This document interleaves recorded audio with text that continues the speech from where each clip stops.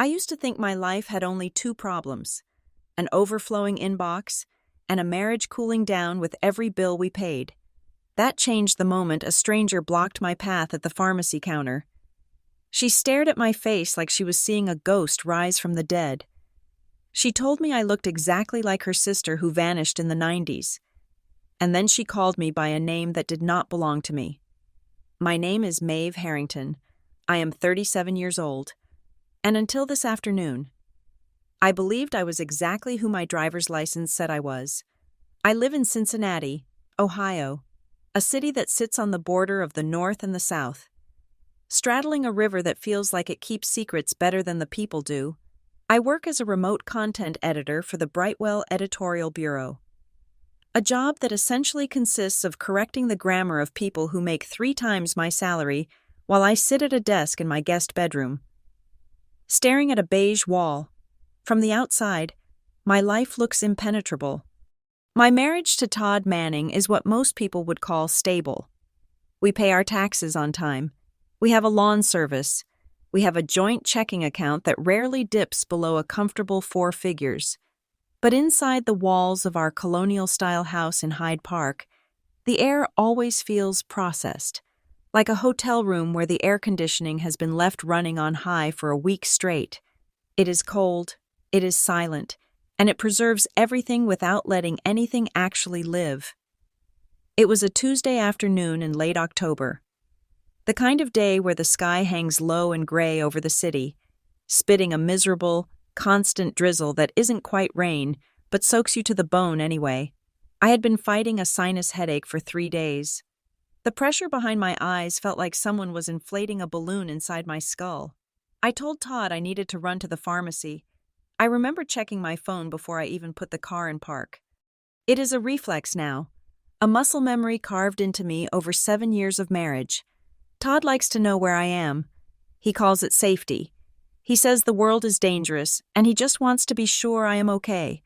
But when the notification from the Life 360 app pops up, telling me he has checked my location, it doesn't feel like safety. It feels like a leash tugging gently at my neck. I parked my sedan on a wet street in Over the Rhine. The neighborhood has changed in the last 10 years, trading grit for artisanal donut shops and craft breweries. But on a gray Tuesday, the old shadows still linger in the alleyways. I pulled my coat collar up and ducked into the pharmacy. The fluorescent lights inside hummed with a sound that seemed to vibrate right against my headache. The air smelled of rubbing alcohol and cheap candy. I walked to the aisle with the cold medicine, grabbing a box of the strongest decongestant I could find, the kind you have to sign a logbook to buy because people use it to make meth. I got in line. There were 3 people ahead of me. I looked at my phone again. No messages from Todd yet, but I knew he would be watching the little dot on the map. He would know I was stationary. If I stayed stationary too long, he would text to ask if the traffic was bad. I felt eyes on me. It is a primal sense, the feeling of being watched. The hair on my arms stood up beneath my wool coat. I shifted my weight, glancing over my shoulder. Standing directly behind me was a woman. She was older, perhaps in her late 60s or early 70s. She was thin, with a fragility that looked deceptive, like dried wire. Her hair was a steel gray, pulled back into a severe, tight bun that pulled the skin of her face taut. She wore a raincoat that had seen better days, and she was clutching a small purse with both hands, holding it against her chest as if it contained the nuclear codes. She was staring at me. Not the polite, scanning glance you give a stranger in a slow line. She was staring at the back of my head with a hunger that made my stomach turn. I offered a tight, polite smile, the Cincinnati smile, the one that says, "I acknowledge you, but please do not speak to me," and turned back to the counter. The line moved forward 1 step. "You have her hairline," a voice said behind me. It was a dry, raspy voice, like paper sliding over concrete. I froze. I assumed she was talking on a phone, or maybe talking to herself. The city is full of people having conversations with ghosts. "Excuse me," I asked, turning slightly, purely out of reflex. The woman took a step closer. She breached the social distance barrier we all silently agree upon in public spaces. She was close enough that I could smell rain and stale lavender water on her clothes. Her eyes were wide, watery, and terrified. "You look like my sister," she said. She stumbled over the first word, her voice shaking. "You look exactly like my sister." My chest tightened. I gripped the box of sinus medication harder. "I think you have me confused with someone else," I said, my voice pitched high and dismissive. "I get that a lot. I have a generic face." I turned away again, signaling the conversation was over. My heart was hammering a little faster. I checked my phone. Still no text from Todd. I wanted to leave. I wanted to pay for my drugs and get back to the cold safety of my car.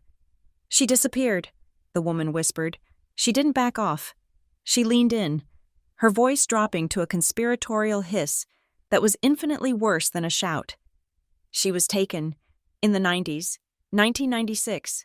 I felt a chill that had nothing to do with the damp weather. 1996. I would have been 7 years old. "I'm very sorry to hear that," I said, not turning around this time.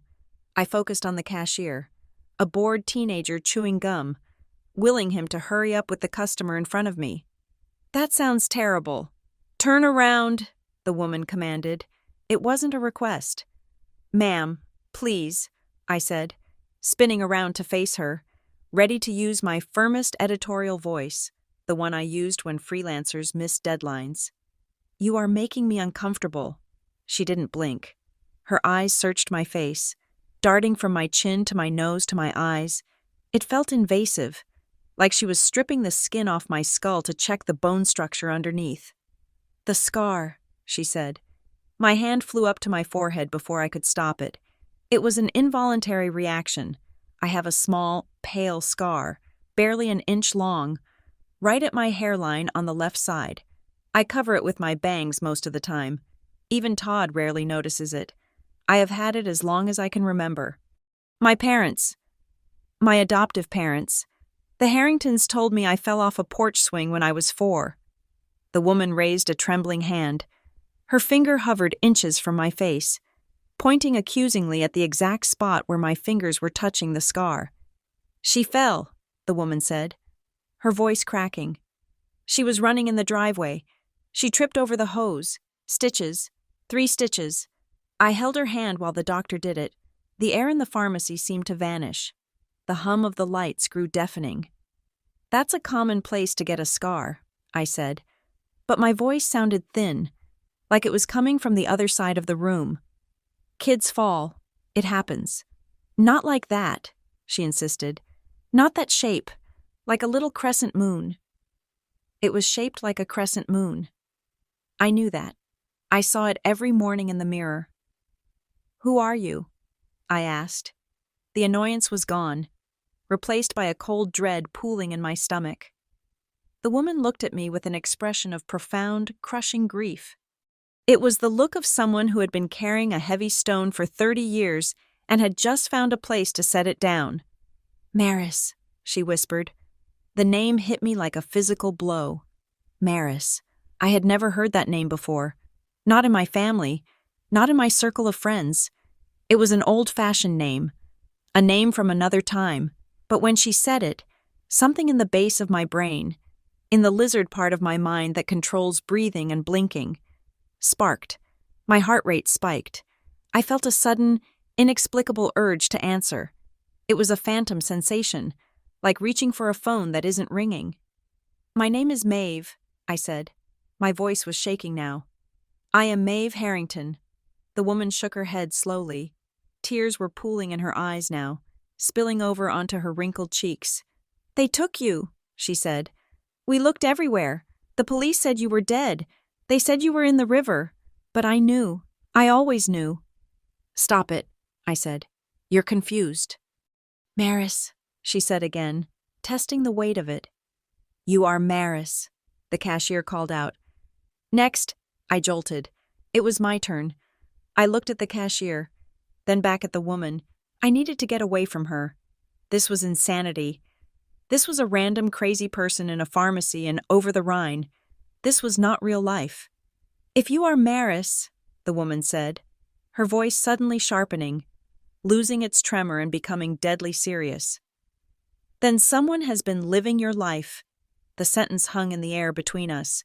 Someone has been living your life. It implied a theft. A theft so massive and total that I couldn't comprehend the scale of it. It implied that Maeve Harrington was a fiction, a costume I had been wearing for 30 years. "Who are you?" I asked again, louder this time. "How do you know about my scar?" The woman's eyes darted to the door, then back to me. A look of sudden fear crossed her face, as if she realized she had said too much, or perhaps she had seen something outside. "I can't be seen here," she muttered. She took a step back. "Wait," I said. I reached out, my hand grasping at the empty air where her sleeve had been a second ago. "You can't just say that and leave." "Ask them," she hissed, backing away toward the automatic doors. "Ask them about the fire." "What fire?" She didn't answer. She turned and walked quickly, almost running, her gray coat flapping around her thin legs. She pushed through the sliding doors and vanished into the gray, rainy street. I stood there, my hand still half raised. The box of sinus medication was crushed in my other hand. I had squeezed it so hard the cardboard had buckled. "Ma'am, are you paying for that?" the cashier asked. He sounded annoyed. I looked at him. He looked like a child. He had no idea that the world had just tilted on its axis. "Yes," I said. I put the box on the counter. My hands were trembling so badly I could barely get my credit card out of my wallet. I paid. I walked out of the pharmacy. The rain had picked up. It was coming down in sheets now, blurring the world. I looked up and down the street, searching for the gray coat, the tight bun. There was no one. Just cars hissing by on the wet pavement and pedestrians with umbrellas lowered against the wind. I got into my car and locked the door. The sound of the lock engaging usually made me feel safe. Today, it sounded like a cell door sliding shut. My phone lit up on the passenger seat. A text from Todd. "Traffic looks bad on Elm. You okay?" I stared at the screen.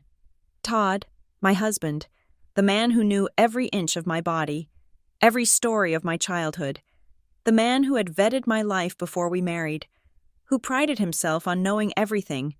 Maris. I looked in the rearview mirror. I swept my damp bangs aside. There it was, the small, pale, crescent-shaped scar. I had told Todd about the porch swing. I had told everyone about the porch swing. It was the truth. It had to be the truth. But as I sat there, listening to the rain hammer against the roof of the car, a memory tried to surface. Not a memory of a porch swing, a memory of a driveway. The smell of hot asphalt, a green garden hose snaking across the blacktop, the sting of impact, and a voice, not my mother's voice, a different voice, screaming a name that wasn't Maeve. I shivered. The cold in the car was biting. I started the engine, but I didn't put it in gear. I sat there for 5 minutes, 10 minutes. If you are Maris, then someone has been living your life. The woman was wrong. She had to be. I was Maeve Harrington. I had a birth certificate. I had parents in Dayton who loved me. I had a husband who checked my location because he worried. But why did the name Maris taste like ash in my mouth? And why did the story about the porch swing suddenly feel like a line from a script I had been memorizing since I was 4 years old? My phone buzzed again. Another text from Todd. "Maeve, why aren't you moving for the first time in 7 years?" I didn't answer him. I put the car in drive and pulled out into traffic. But I didn't turn toward home. I drove aimlessly, letting the windshield wipers hypnotize me, while the name echoed in the empty cabin of the car. Maris, Maris, Maris, and with every repetition, Maeve Harrington faded a little more, like a ghost being exorcised from her own body. That night, the bathroom mirror became an enemy. I stood there for what must have been an hour, the harsh vanity lights buzzing overhead like trapped insects. I had washed my face 3 times, scrubbing until my skin was raw and pink, but I could not scrub away the feeling that the face staring back at me was a forgery. I leaned in closer, my breath fogging the glass. I wiped it away with the heel of my hand. I traced the line of my jaw, the bridge of my nose, the slight asymmetry of my upper lip. These were the features I had seen every day for 37 years. They were mine. They had to be. But the woman in the pharmacy had looked at them and claimed they belonged to a ghost. If you are Maris, someone has been living your life. I pushed my bangs back. The scar was there. A faint, jagged white line against the pale skin of my forehead. It was so small, so insignificant. For decades, it had been a story about a porch swing, a clumsy toddler, a summer afternoon. Now, it looked like a brand. I touched it, half expecting it to burn. I could not sleep. The bed I shared with Todd felt vast and oceanic, the sheets cold against my legs. Todd was asleep, his breathing a steady, rhythmic metronome that usually lulled me to sleep, but tonight just irritated me. He slept the sleep of the righteous, or perhaps the sleep of the unburdened. I slipped out of bed, grabbing my robe, and crept down the hallway to my home office. The house was silent, not the peaceful silence of a home at rest, but the heavy, expectant silence of a stage set waiting for the actors to arrive. I sat at my desk and woke up my computer. The blue light washed over my hands. I plugged in the external hard drive where we kept our digital life. It was labeled Harrington Archive. Todd was meticulous about organization. He had folders for taxes, for insurance, for house maintenance records, and there was a folder simply labeled Photos. I clicked it open. The folders were arranged chronologically. 2025, 2024. I scrolled down, past our wedding photos, past my college graduation, past high school prom where I wore a dress I hated because my mother insisted it was elegant. I kept scrolling down. 2000, 1998, 1995, 1994, 1993. That was where it stopped. I stared at the screen. I was born in 1989. There should have been folders for 89, 90, 91, 92. 4 years of life, 4 years of birthdays, Christmases, first steps, first words. I opened the 1993 folder. The first photo was of me standing in front of a Christmas tree. I looked to be about 4 years old. I was wearing a red velvet dress and holding a plastic candy cane. My hair was short, a choppy bob that looked like a home haircut. I was not smiling. I looked bewildered, staring at the camera lens with wide, apprehensive eyes. I clicked through the photos. Me in the backyard, me on a bicycle with training wheels, me holding a cat I did not remember. In every picture, I looked like I had just been dropped into the frame. There was no ease, no natural chaos of childhood. I looked like a prop. I closed the folder and searched the drive for scans. Maybe the older photos had not been digitized yet, but the folder was empty. My heart was beating a frantic rhythm against my ribs. I knew the explanation. I had heard it a dozen times growing up. The fire. There had been a small fire in the garage of our first house in Dayton. Smoke damage, water damage. The albums from my baby years had been ruined. It was a tragedy, my mother always said with a sad shake of her head. But at least we were all safe. I had accepted that story. Why would I not? It was plausible. Fires happen, things get lost, but sitting there in the cold blue light of my office, the story felt thin. It felt like a plot device in a bad novel, a convenient way to erase a prologue that did not match the rest of the book. Maeve, I jumped, slamming the laptop shut. Todd was standing in the doorway. He was wearing his gray pajama bottoms and a white t-shirt. His hair was tousled, but his eyes were sharp. He did not look groggy. He looked alert. "It is 3 a.m, he said.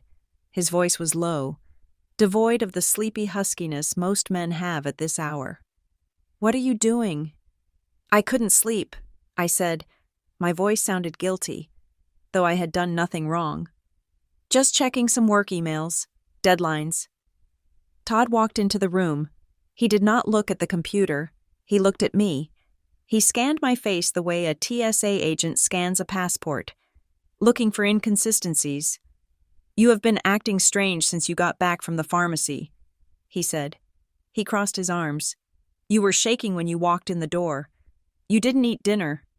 I told you my sinuses are killing me. It isn't your sinuses. Maeve. He took a step closer. He was looming over the desk now. Did you talk to someone? Did someone say something to you? The question was odd. A normal husband would ask, Are you feeling sick? Or is something wrong at work? Todd asked. Did someone say something to you? It was a question that implied containment. It was the question of a man worried about a leak. I decided to test the water. Just a toe. Actually, yes, I said, trying to keep my voice casual. It was the weirdest thing. A woman at the pharmacy thought she knew me. She kept calling me by a different name. I watched his face. I watched the corners of his eyes, the muscles in his jaw. For a microsecond, there was a flicker, a tightening. It was so fast that if I had not been looking for it, I would have missed it.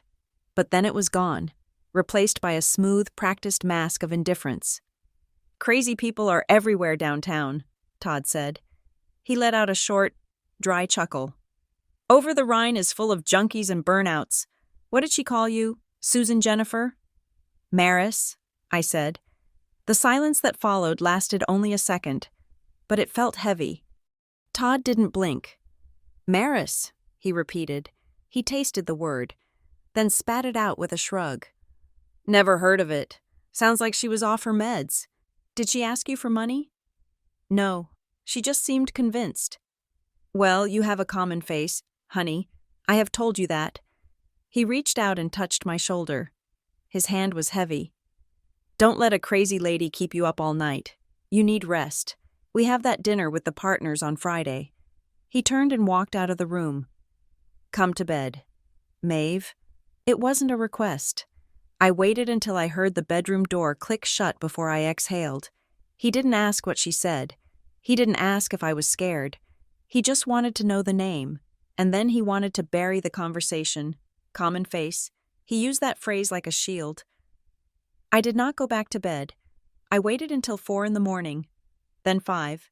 When the sun began to bleed gray light through the blinds, I made coffee. Todd left for work at 7:30 sharp. He kissed me on the cheek, his lips dry and cool. Get some sleep, he said. You look like a wreck. As soon as his Tesla pulled out of the driveway, I picked up my phone. I dialed my parents' landline in Dayton. My mother answered on the second ring. Maeve, is everything okay? It is early. I'm fine. Mom, I said, forcing a cheerfulness I did not feel. Just missing you guys. I was looking through some old photos on the hard drive this morning, trying to find a baby picture for a Throwback Thursday thing at work. Oh, my mother said. Her tone shifted instantly. It went from warm to guarded. You know we don't have those, honey. I know. The fire, I said. But I was thinking, surely there is something, maybe a copy you sent to Grandma, or a hospital bracelet. I realized I don't even know which hospital I was born in. Was it Miami Valley? There was a pause on the line, a beat of static. It was so long ago. Maeve, my mother said. Her voice was brittle. Why does it matter? You were born. We brought you home. We were a family. That is what matters. I know, Mom, but strictly for the records. Was it Miami Valley or Kettering? It was a small clinic, she said quickly. Too quickly. It closed down years ago. Doctor, Evans passed away in the 90s. Maeve, are you sure you are okay? You sound frantic. I'm just curious, I pressed. What about the birth certificate? I was looking at my copy. And it looks reissued. Do you have the original? Maeve, my father's voice came on the line. He must have been listening on the extension. Stop digging up the past. It makes your mother upset. We lost those things. It was a hard time. We moved on. You should too. I just want to see a picture of myself before I was 4 years old, I said, my voice rising. Is that too much to ask? We gave you a good life, my father said. It sounded like a defense in a courtroom. We did everything right by you. Don't go looking for trouble where there is none. Click. They hung up. I stared at the phone. My parents were the kind of people who ended calls with love you. Honey and drive safe. They never hung up first. My hands were shaking again. I went to the wall safe in the master closet. I punched in the code my birthday, 052089. The heavy door swung open. I pulled out the metal box where we kept our passports and deeds. I shuffled through the papers until I found it. Certificate of live birth. Name Maeve Elizabeth Harrington. Date of birth, May 20th, 1989. Place of birth, Dayton, Ohio. I took it out of the plastic sleeve. I held it up to the light. The paper was crisp. The seal was embossed, but it looked fresh. At the bottom, in tiny print, was a date. Date issued June 10th, 1996. 1996. I was 7 years old when this paper was printed. Where was the one from 1989? I ran my finger over the date. The woman at the pharmacy said her sister disappeared in 1996.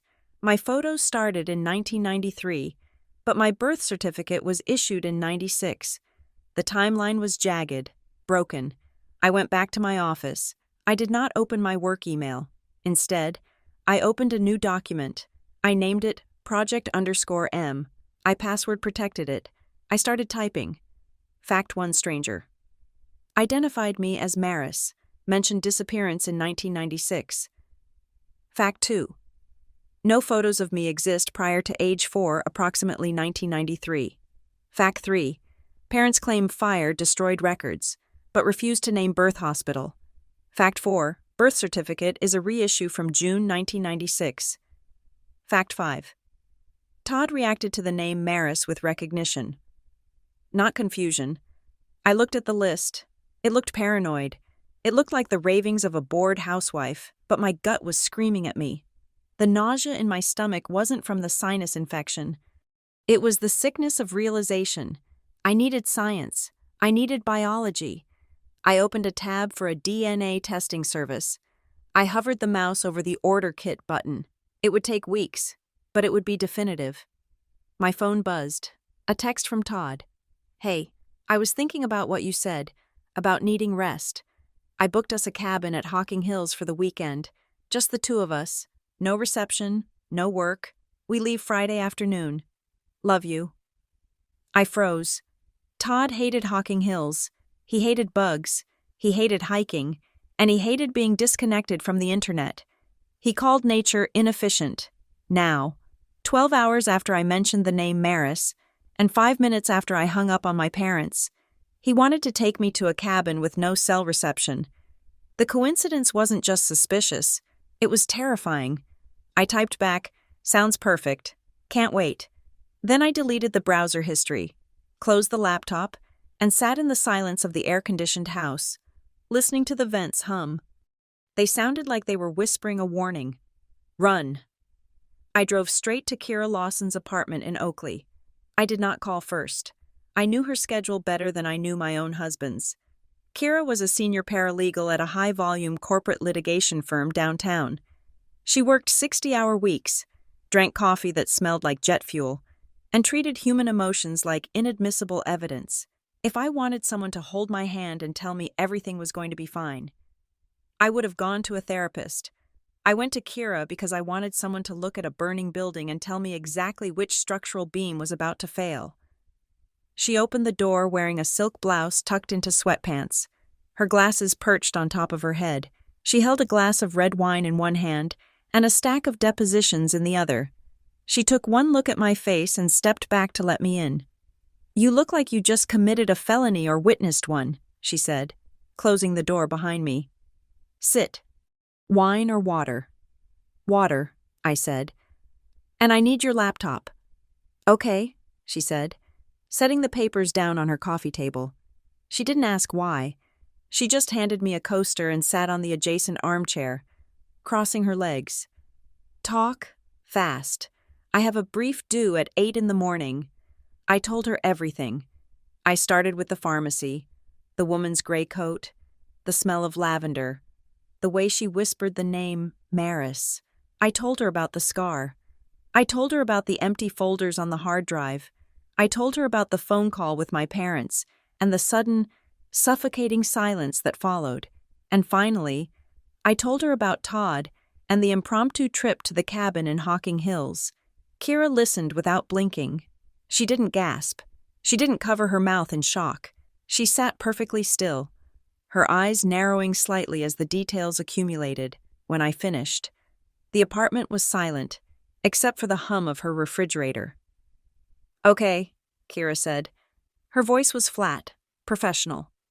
"Let's strip away the melodrama. You have a stranger claiming identification based on a physical mark.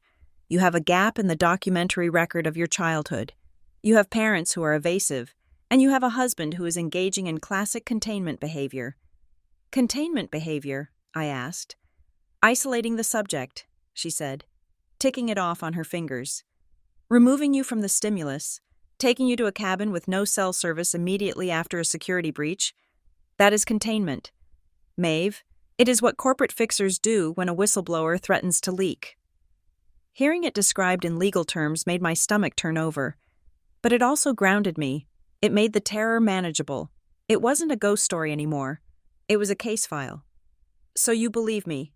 I asked. "I believe that you believe it," she said. "And I believe that data doesn't lie. But people do. If you are Maris, there is a paper trail. People don't just vanish into thin air without leaving a wake. Especially children." She opened her laptop. Her fingers flew across the keyboard.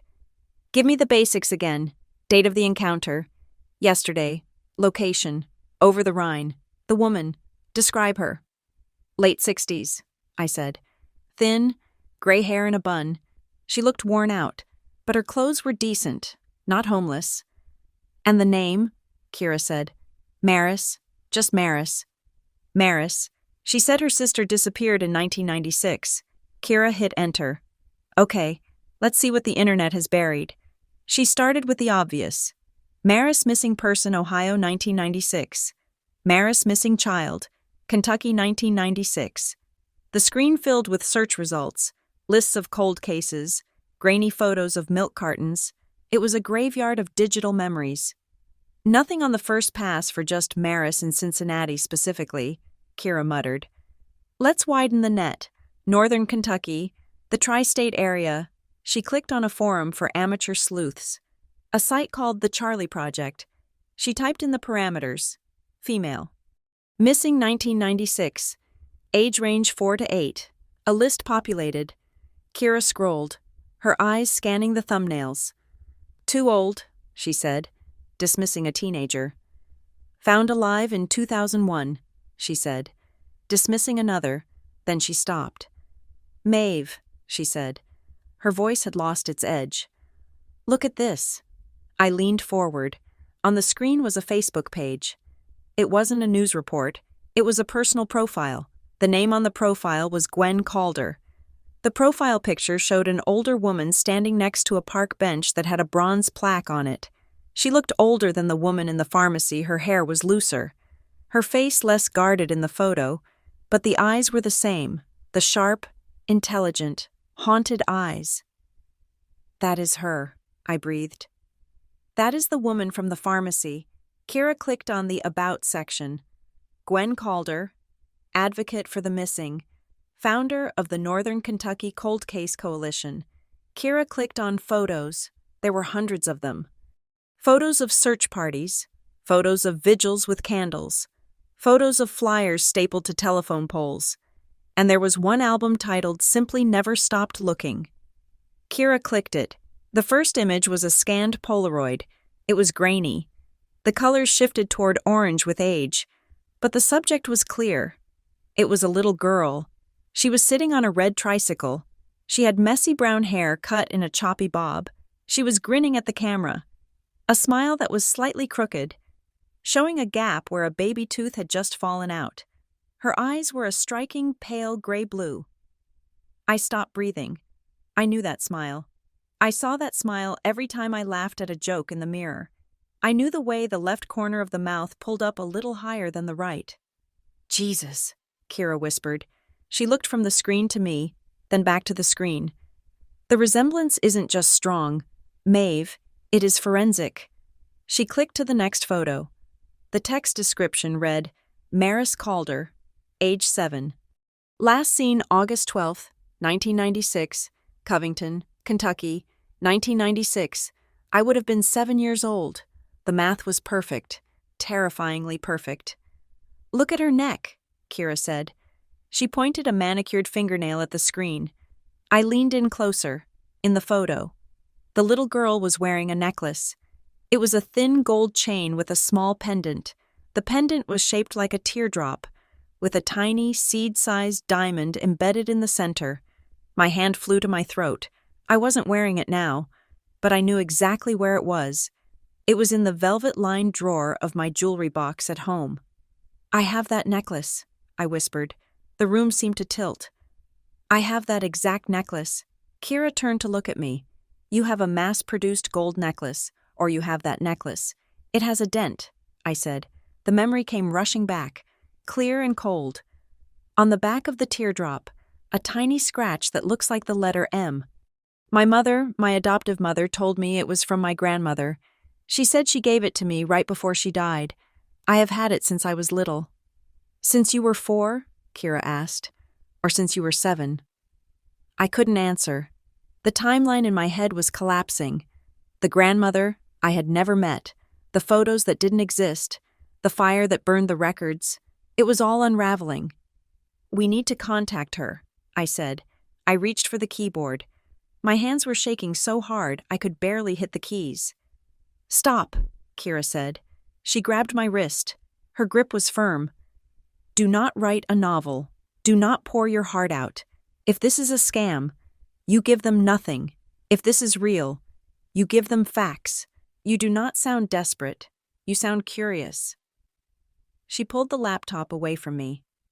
"I will type. You dictate. I edit. What do I say?" "We keep it vague," Kira said. "We verify the source." She opened a direct message window to Gwen Calder. "Ms. Calder, my name is Maeve Harrington. We met briefly yesterday at the pharmacy in Over the Rhine. You mentioned your sister, Maris. You mentioned a scar. I would like to speak with you about what you saw. Please contact me here." "Is that it?" I asked. "It feels too cold." "It is safe," Kira said. "Send it." She hit enter. We sat there. The cursor blinked on the screen. 1 second, 2 seconds, 10 seconds. "She might not see it for days," I said. "She is an older woman. She might not check Facebook on her phone." The 3 little dots appeared at the bottom of the chat window. Someone was typing. My heart hammered against my ribs like a trapped bird. The dots vanished. Then they appeared again. A message popped up. Gwen Calder. "Thank you for messaging me. I have been sitting by the phone since you walked out of that store. I have been waiting for this moment longer than you think." "She is real," I whispered. "She is responsive," Kira corrected. She was already typing a follow-up. "Ask for a location. Public place, daylight. I am coming with you. Maeve Harrington. Are you available to meet Gwen Calder anytime, anywhere? Maeve Harrington, there is a diner in Covington, the Anchor Grill, tomorrow at noon. Gwen Calder." "I know it. Maris used to love their pancakes." I stared at the screen. Maris used to love their pancakes. A sudden, sharp memory pierced through the fog in my brain. The smell of maple syrup, the sound of a jukebox playing a country song, a vinyl booth with a rip in the seat that I used to poke my finger into. "I remember that place," I said. My voice sounded hollow. "Kira, I remember a rip in the red vinyl seat." Kira looked at me. Her expression softened. Just a fraction. The lawyer was receding, and the friend was stepping forward. "Then we are going to find out who put you in that booth," she said. "And we are going to find out who took you out of it." She closed the laptop. "You are staying here tonight," she said. "You are not going back to that house with Todd. Tell him you are working late on a deadline and crashed at my place. It is a plausible lie. We have used it before." "He will check my location," I said. "Let him check," Kira said. "You are at your best friend's house. That is normal behavior. Going home and acting like you just found out your entire life is a fabrication, that is what will get you caught." She poured more wine into her glass, then poured a generous amount into a mug for me. "Drink," she commanded. "Tomorrow, we go to war. Tonight, We sleep. I took the mug. The wine was dark and rich. I looked at the black screen of the laptop. Somewhere across the river, Gwen Calder was probably staring at her own screen, looking at my profile picture, looking at the face of the sister she lost 30 years ago. I touched the empty hollow of my throat where the teardrop necklace should have been. "Kira," I said, "if I am Maris who is Maeve." Kira took a sip of her wine. She didn't look at me. She looked at the city lights outside the window. "Maeve," she said, "is the cover story." The Anchor Grill in Covington sat on the corner of a street that felt like it had been paused in time. It was the kind of place that smelled of bacon grease and stale coffee, a scent that had permeated the wood paneling over 50 years of breakfasts. It was neutral ground. It was public enough to be safe, but dark enough to hide secrets. I parked my car 2 blocks away, leaving a buffer zone. Kira was already inside. We had coordinated this like a military extraction. She had entered 5 minutes before me, taking a booth in the back corner with a clear line of sight to the entrance and the table I had reserved. She was my insurance policy. If this woman was crazy, or dangerous, or if Todd suddenly appeared, Kira would intervene. If not, she was just a stranger drinking iced tea and reading a Kindle. I walked in. The bell above the door chimed, a cheerful sound that felt grotesquely out of place with the dread sitting heavy in my stomach. The diner was mostly empty. Just a few truck drivers at the counter and a young couple arguing in a hush near the jukebox. And her, Gwen Calder, was sitting in a booth by the window, staring at the street. When she saw me, she didn't wave. She didn't smile. She stood up slowly, bracing her hands against the table. And she looked at me with an expression of such raw, terrified hope that I almost turned around and walked out. She looked at me as if I were a hallucination that would dissolve if she blinked too hard. She looked at me like she was afraid that simply breathing in my direction would blow me away like smoke. I walked over to the booth. My legs felt heavy, like I was wading through water. "Hello?" I said. My voice was tight. "You came," Gwen said. Her voice was steady, but her hands, resting on the laminate tabletop, were trembling. She didn't offer a hug. She didn't reach out to touch me. She kept her hands anchored to the table, restraining herself. "I have questions," I said, sliding into the booth opposite her. "A lot of them." "I have answers," she replied. "Or at least, I have pieces of them." She reached into her oversized leather tote bag and pulled out a manila envelope. It was thick, the edges worn and soft, the clasp bent from being opened and closed 1,000 times. She placed it on the table between us. It landed with a heavy, dull thud, the sound of paper compressed by time and tragedy. "What is this?" I asked, though I knew. "The evidence of a life," she said. "Your life." I stared at the envelope. It sat there like an unexploded ordnance. I could see Kira in my peripheral vision, watching over the top of her tablet. I took a breath and reached for the clasp. I slid the contents out. The smell hit me first. It wasn't just the smell of old paper. It was a specific, musty scent of cedar and damp basement. It smelled like the inside of a chest that hadn't been opened in decades. It smelled familiar. It was a sensory trigger so sharp it made my eyes water. The first item was a photocopy of a newspaper article, the Kentucky Post. The headline was bold and black. 7-year-old girl vanishes from backyard. Below it was the photo I had seen online, the girl with the crooked smile. Me. I pushed it aside. I didn't want to read the journalism. I wanted the artifacts. There was a flyer, the kind stapled to telephone poles. Missing, Maris Calder. It listed the date, August 12th, 1996. It listed the clothes: yellow sundress, white sandals. I felt a phantom itch on my shoulder. I hated yellow. I had always hated yellow. I didn't know why. Todd had tried to buy me a yellow cardigan once, and I had refused to wear it. Telling him it made me feel nauseous. I shuffled the papers. Then I froze. It was a photograph, a glossy 4x6 print. It showed a backyard. The grass was overgrown, patchy with weeds. In the center stood a metal swing set, the paint peeling, revealing rusted iron underneath. One of the swings was wrapped high around the top bar. Tangled. I knew that swing. I didn't remember playing on it. I didn't remember the yard. But I remembered the taste of rust.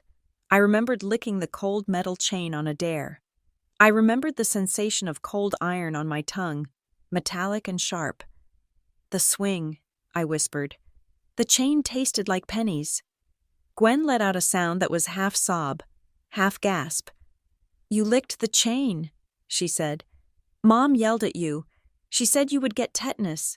You told her it tasted like blood. I looked up at her. The world seemed to narrow down to the space between our faces. I remember that, I said. I don't remember her face, but I remember the taste. Gwen reached into the envelope again. She pulled out another photo. This one was of a stuffed animal. It was a rabbit, or it had been once. The fur was worn down to the fabric backing, turning it a grayish pink. One ear was missing, stitched over with clumsy blue thread. Do you know him? Gwen asked softly. I stared at the rabbit. I didn't know its name, but I felt a physical ache in my chest, a sense of loss so profound it made it hard to breathe. It was the feeling of waking up from a dream where you were safe, only to find yourself in a cold room. I feel like I should, I said. It feels heavy. His name was Mr. B, Gwen said. You wouldn't sleep without him. When you left, he was still on your pillow. You never went anywhere without him. That was how I knew you didn't just wander off. You wouldn't have left him behind. She leaned forward. The fluorescent light of the diner reflected in her eyes, making them look like shattered glass. It was hot that day, Gwen said. She was speaking quickly now, as if she needed to get the words out before I disappeared again. 90 degrees. The air was thick.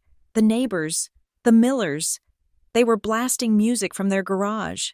Heavy bass. Thump, thump, thump. It was vibrating the windows. The description triggered something. A rhythmic thumping. A headache. The heat. I was in the kitchen, Gwen continued. I was making lemonade. Mom was at work. I was supposed to be watching you. I shouted out the window. I called you by your nickname. She paused, waiting. What nickname? I asked. Not Maris, she said. We never called you Maris at home. We called you Mars, because you were always in your own orbit. Mars. The syllable landed in my mind and locked into place. It fit. It fit better than Maeve ever had. Mars, I repeated. It felt like putting on a shoe that had been broken in perfectly to the shape of my foot. I called you, Gwen said, her voice dropping to a whisper.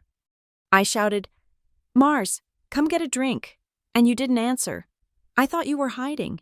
You love to hide under the porch, but when I went out, the gate was open. She stopped. She looked down at her hands. Why? I asked. I needed to know. I needed to understand the certainty in her eyes. Why are you so sure it is me I have a generic face? People look alike. Why did you stop me in that pharmacy? Gwen looked up. Her expression was fierce, stripping away any doubt. Because I know the way my sister looks when she is scared, she said. When you were little, whenever you got caught doing something wrong, or whenever you heard a loud noise, you would hunch your shoulders up and your eyes would go wide. But you wouldn't blink. You would just freeze, like a rabbit in the headlights. She pointed a finger at me. In the pharmacy, she said. When I said the name, you did it. You hunched. You froze. You didn't blink. It wasn't a generic reaction. Maeve. It was a Maris reaction. It was the exact same face you made when you broke Mom's vase in 1995. I sat back against the booth. The logic was emotional, but it was undeniable. She wasn't looking at my nose or my chin. She was looking at my behavior. She was reading the source code of my body language. Gwen reached into her bag one last time. She pulled out a small, rectangular box. It was a commercial DNA test kit. The plastic wrap had been removed. I have done my part, she said, sliding the box across the table, past the photos of the swing set and the rabbit. I registered the kit. My sample is already in the tube. All you have to do is swab your cheek and drop it in the mail. The results will come to an email I set up for us." I looked at the box. It looked so simple. A plastic tube, a cotton swab, a chemical solution. It could destroy my entire life. I thought of my parents in Dayton, the fire, the reissued birth certificate, and then I thought of Todd. I hesitated. My hand hovered over the box. "My husband," I said. "Todd, he is going to ask questions. If I do this, if this comes back positive, it changes everything. He thinks he knows who I am." Gwen watched me. Her eyes narrowed slightly. "Your husband," she said slowly, "does he know about the gaps, about the photos?" "He knows there was a fire," I said. "He knows I don't have baby pictures." "Has he ever asked you about it?" Gwen asked. "Really asked? Or does he just accept it?" "He accepts it," I said defensively. "He respects my privacy. Or does he prefer it?" The question hung in the air, sharp and poisonous. "What do you mean?" "Think about it," Gwen said. "A man marries a woman with no history, no childhood friends to invite to the wedding, no old neighbors popping up, no verifiable past beyond high school. It is convenient. It is clean. Did he ever ask you to dig deeper? Did he ever offer to help you find those lost records?" I stared at her. "No," I whispered. I remembered a conversation from our second date. We were drinking wine on his patio. He was looking at me with that intense, focused gaze he used to have. The one I thought was passion, but now realized was assessment. "I like you. Maeve," he had said, "I like that you are a blank slate. You don't come with baggage. You don't have a trail of drama dragging behind you. You are just here, pure." At the time, I thought it was romantic. I thought he meant he loved me for me, not for my background. But now, hearing it in Gwen's voice, it sounded different. It sounded like a hiring manager ticking a box on a checklist. Candidate has no prior affiliations. Candidate is isolated, low risk of external interference. He hadn't just accepted my lack of history. He had selected me for it. A cold anger started to burn in my chest. It wasn't the panic I had felt yesterday. It was something harder. It was the indignation of a woman realizing she had been curated. "He told me he liked that I didn't have a past," I said. The words tasted like bile. Gwen nodded. She didn't say "I told you so." She just nodded, acknowledging the trap I was in. "Take the test," she said. I grabbed the box. I didn't wait. I ripped open the lid. I took out the plastic vial and the swab. Right there in the diner, with the smell of bacon and coffee in the air. I scraped the inside of my cheek. I did it aggressively, scraping until it almost hurt. Gathering the cells that would prove I wasn't who Todd Manning thought I was, I shoved the swab into the vial, snapped the lid shut, and shook it. The blue liquid mixed with my saliva. "Done," I said. I pushed the box back to Gwen. "Mail it. Today." Gwen took the box. Her hands were shaking so hard she almost dropped it. She clutched it to her chest, right over her heart. "Thank you," she whispered. Her voice broke. She looked at me, and for the first time, the fear in her eyes was replaced by something else, relief. "Thank you. Mars." I looked at her hands. They were trembling violently. I looked at my own hands. They were perfectly still. I realized then that she was the one who had been living in a nightmare for 30 years. I had just walked into it yesterday. She was the one who had been holding the vigil. "Go," I said, "before anyone sees us." Gwen nodded. She shoved the box and the envelope into her bag. She stood up, looking at me one last time, memorizing my face again. Then she turned and walked out of the diner, her gray coat disappearing into the bright afternoon light. I sat there for a moment, alone in the booth. I looked over at Kira. She lowered her tablet. She gave me a single, sharp nod. I looked down at the table. The envelope was gone. The DNA kit was gone. But the phantom taste of rust was still in my mouth, and the name Mars was echoing in my head like a drumbeat. I checked my phone. 3 missed calls from Todd. 1 text. Where are you? The location says you are in Covington. What are you doing in Kentucky? I stared at the screen. He was watching. He was always watching. I typed back, my fingers steady, just grabbing lunch with a client, heading back soon. I hit send. It was the first direct lie I had ever told him, and it felt incredibly, dangerously empowering. The email arrived at 7:14 in the morning on a Monday. The subject line was generic, your DNA analysis. Results are ready. I was standing in the kitchen, waiting for the coffee maker to finish its gurgling cycle. The house was quiet. Todd was in the shower upstairs. I could hear the faint thrum of the plumbing in the walls. I opened the email on my phone. I clicked the link. I entered the password I had created in the diner booth with trembling fingers just 48 hours ago. The page loaded. A colorful pie chart appeared, breaking down ethnic percentages: Irish, German, a splash of Scandinavian. I didn't care about the geography. I scrolled down to the section labeled DNA matches. There was only one match listed in the immediate family category. Gwen Calder, relationship aunt/mother/sister, shared DNA. 49.8%. Probability of relationship, 99.9%. I did not cry. I did not drop the phone. I did not scream. I simply ceased to function. My legs gave out, not dramatically, but slowly.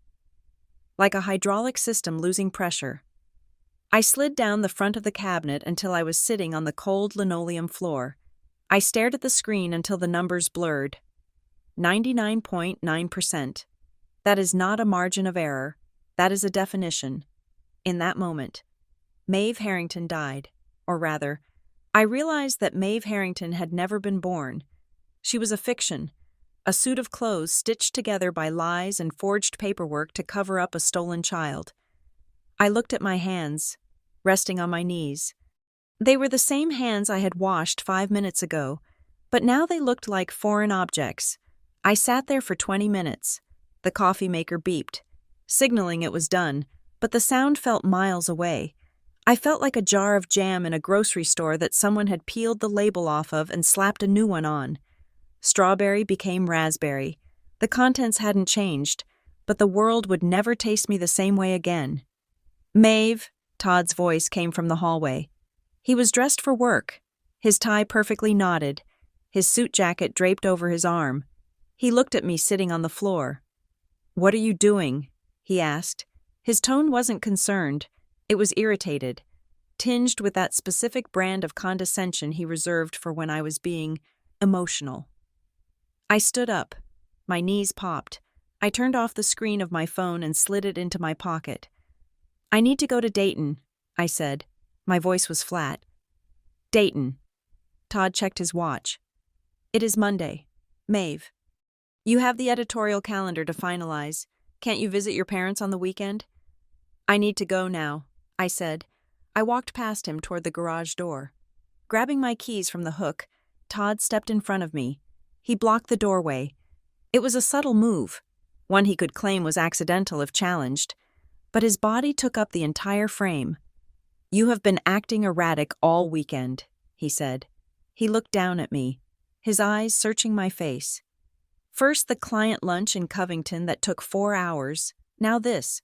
What is going on? "Maeve?" "I just need to see my mother," I said. I didn't look him in the eye. I couldn't. If I looked at him, he would see the 99.9% reflected in my pupils. "I will drive you," he said. "I can call into the morning meeting. I don't like you driving when you are in a state like this."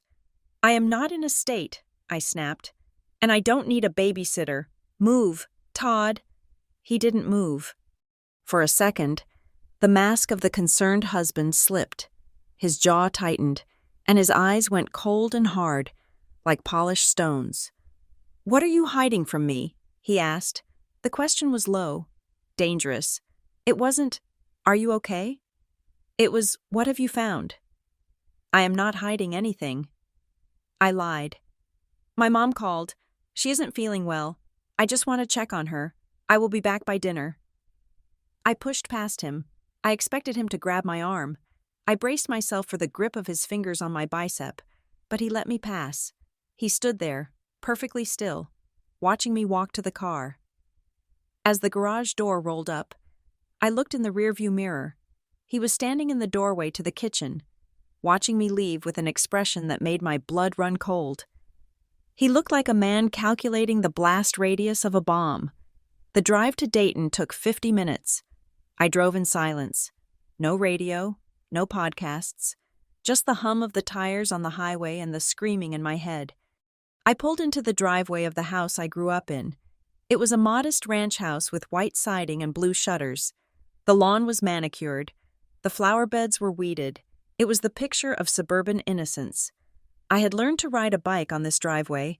I had taken prom photos on this porch, and it was all a crime scene. I unlocked the front door with my key.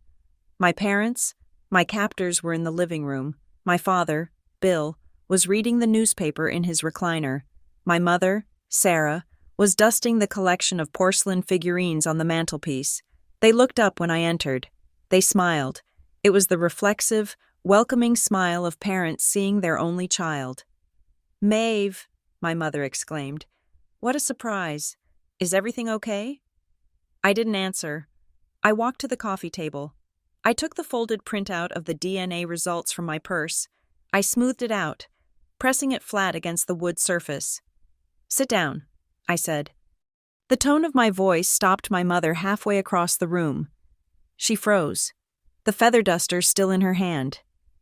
My father lowered his paper slowly. "Maeve," he said. "Honey, read it," I said, pointing to the paper. My mother walked over. She looked down at the document. She read the name Gwen Calder. She read the numbers. She read the probability. She didn't gasp. She didn't faint. She let out a small, whimpering sound, like a dog that has been kicked. Her hand went to her mouth, covering a sob. My father didn't stand up. He looked at my mother, then at the paper, then at the floor. He let out a long, heavy sigh. It wasn't a sigh of shock. It was a sigh of exhaustion. It was the sound of a man putting down a weight he had been carrying for 30 years. "I told you," he whispered to the floor. "I told you the technology would catch up eventually." "Bill, stop," my mother cried. She looked at me, tears streaming down her face. "Maeve, baby, please listen."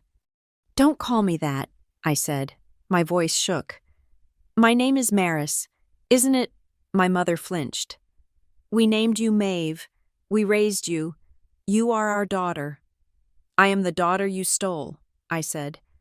"August 12th, 1996. You took me from a backyard in Kentucky." "No," my mother shouted. She grabbed my arm. I pulled away violently. "No, we didn't take you. We would never do that. We didn't steal you from a yard. Maeve, we saved you." "Saved me." I laughed, a harsh, jagged sound. "From what my family, my sister who has been looking for me for 3 decades. "We didn't know about the sister," my father said. He finally stood up. He looked older than I had ever seen him. "We didn't know the details. We were told we were in a bad situation." "Who told you?" I demanded. "A man," my father said. "At the church. You know we were trying to adopt for years. We were on every list. We were rejected 3 times. Then this man approached us. He said there was a little girl. He said her parents were addicts. He said she was being neglected, that she needed a home immediately, off the books, or she would be lost to the system." "And you believed him?" I asked. "You just took a 7-year-old child without a shred of paperwork and thought that was legal." "We wanted a child," my mother sobbed. "And you were so sweet. You were so quiet. You didn't talk for weeks. We thought we were doing God's work. We thought we were rescuing you." "And the birth certificate?" I asked. "The one issued in June of 96. How did you get that, if it was off the books?" My father rubbed his face with his hands. "He handled it. He said for $10,000, he could make you Maeve Harrington. He said it was better for everyone if the past was erased. He said if we loved you, we would make sure you never found out. Because if you did, the bad people from your old life would come back. $10,000, I repeated. You bought me? You bought me like a used car. We paid for the legal fees, my mother insisted. That is what he called it, legal fees. I looked at these two people. They weren't monsters. They were weak. They were desperate. And they were willfully blind. They had built a happy family on the foundation of a felony, telling themselves a fairy tale about rescuing a waif so they could sleep at night. Who was he? I asked. The man at the church. The man who handled the papers. My father hesitated.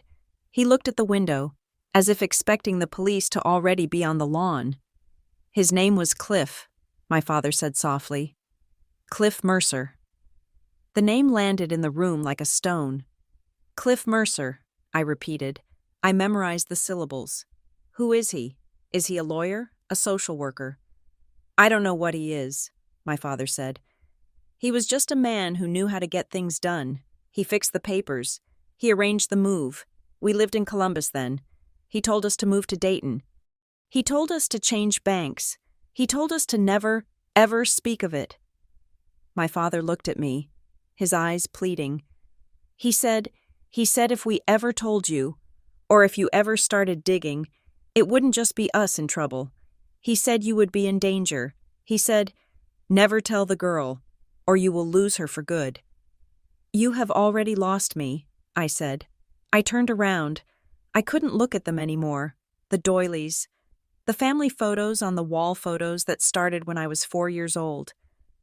A lie they had told so many times they believed it themselves, it all made me sick. Maeve, wait. My mother reached for me. Where are you going? Don't leave like this. I am going to find the rest of the receipt, I said coldly. I am going to find Cliff Mercer. I walked out of the house. I slammed the front door, the sound echoing like a gunshot. I got into my car. My hands were shaking so hard I couldn't get the key in the ignition on the first try. I took a deep breath. Cliff Mercer. I needed to call Kira. I needed to tell Gwen. I picked up my phone. There were 14 missed calls, all from Todd, and one new text message. It had come through 3 minutes ago. I opened it. Todd. Come home now. Maeve. This is dangerous. Do not talk to anyone else. I stared at the screen. This is dangerous. Not, you are making a mistake. Not, please let's talk. He didn't ask what I had found out. He didn't ask why I was in Dayton. He asserted danger. A chill went through me that was colder than the winter air outside. Todd wasn't just a controlling husband. He wasn't just a man worried about his wife's mental health. He knew. He knew about the adoption. He knew about the lies. And if he knew that, did he know Cliff Mercer? I looked at the house one last time. My parents were standing in the window, watching me. They looked small and trapped. I put the car in reverse. I didn't go home. Going home was the last thing I was going to do. I drove toward the highway, but instead of turning south toward Cincinnati, I turned north. I needed to move. I needed to think. And I needed to make sure that the next time I saw Todd Manning, I wasn't his wife. I was his prosecutor. I drove around for 3 hours after leaving my parents' house in Dayton. I drove until the fuel light came on. Circling the perimeter of the city like a pilot burning off fuel before a crash landing. I realized somewhere on the beltway that running was not an option. If I ran, I was just a woman having a nervous breakdown. If I ran, Todd controlled the narrative. He would freeze the accounts. He would tell everyone I had snapped. He would win. I turned the car around and drove home. When I walked through the front door, the house was dark, even though it was only 4 in the afternoon. The blinds were drawn. Todd was sitting in the armchair in the living room, illuminated by a single floor lamp. He wasn't watching TV. He wasn't on his phone.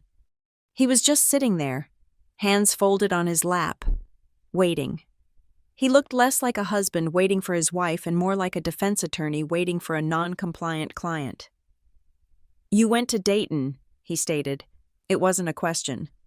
I did, I said. I kept my hand on the doorknob, leaving my escape route open. And you upset your parents, he continued. His voice was terrifyingly even. Your father called me. He was hyperventilating. Maeve, he said you were raving about stolen children and fake birth certificates. It isn't raving if it is true, I said. Walking into the room, I tossed my purse onto the sofa. I have the DNA results. Todd, I am 99.9% a match to Gwen Calder. I am Maris. Todd stood up. He didn't rush to me. He didn't look shocked. He walked over to the sidebar and poured a glass of scotch. DNA tests are notoriously unreliable, he said, taking a sip. Especially the commercial ones. They are data mining operations. Maeve. Anyone can hack that database. This woman, this Gwen. She probably set up a fake profile to match yours. It is a classic long con. She wants money. I stared at him. Money? She hasn't asked for a dime. She just wants her sister. Everyone wants money, Todd said. He turned to face me. Give me the paperwork, the results, the letters, everything you have. I will handle it. I froze. Handle it how? I will have my legal team look at it, he said. We will send a cease and desist to this woman for harassment. We will get an injunction. You are clearly unwell. Maeve, this stress, it is making you paranoid. You need to let me protect you. That was the moment the glass shattered. I looked at him, really looked at him. I had just told him that my entire identity was a lie, that I had been abducted as a child, that my parents were criminals. A normal husband would be hugging me. He would be crying. He would be asking, "Are you okay? How do you feel? Do you want to talk to a therapist?" Todd hadn't asked how I felt once. He had asked who I spoke to. He had asked for the papers. He had asked for control. You don't care that I am Maris, I said softly. I care that you are being manipulated, he countered. I want to help you. Maeve, I have a friend, Arthur Pendleton. He is a shark. He specializes in reputation management and family disputes. Let's go see him tomorrow. He will shut this Gwen woman down before she can drag our name through the mud. Our name, I repeated. Right, our reputation. I am trying to protect us, he said, his voice hardening. Now, where are the papers? I left them at the office. I lied. The lie came easily this time, smooth as silk. I didn't want to bring them into the house. Todd's eyes narrowed. He held my gaze for a long second, assessing. Fine. We will get them tomorrow. Go upstairs. Take a bath. You look exhausted. I went upstairs. I turned on the shower to create a wall of white noise. Then I sat on the toilet lid and texted Kira. Maeve. He wants me to see a lawyer named Arthur Pendleton. Says he is a friend. Kira. On it. Give me 5 minutes. I waited, my thumbs hovering over the screen. 3 minutes later, a message appeared. Kira, do not sign anything. Arthur Pendleton is a fixer.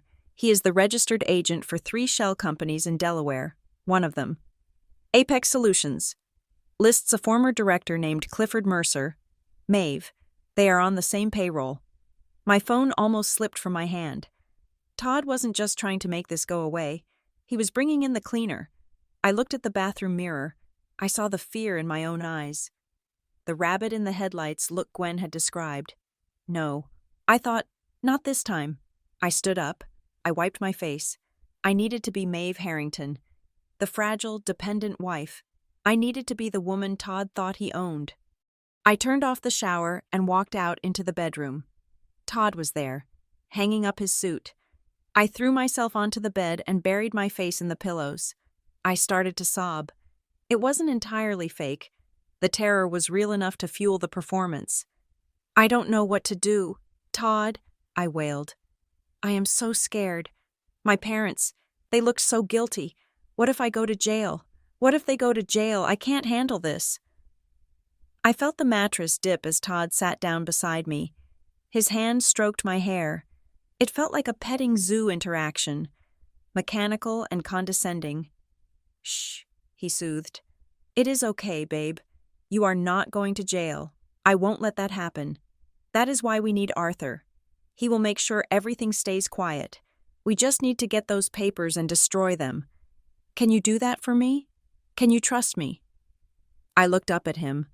my eyes wet and red. "Yes," I whispered. "I trust you. Todd, you are the only one I have."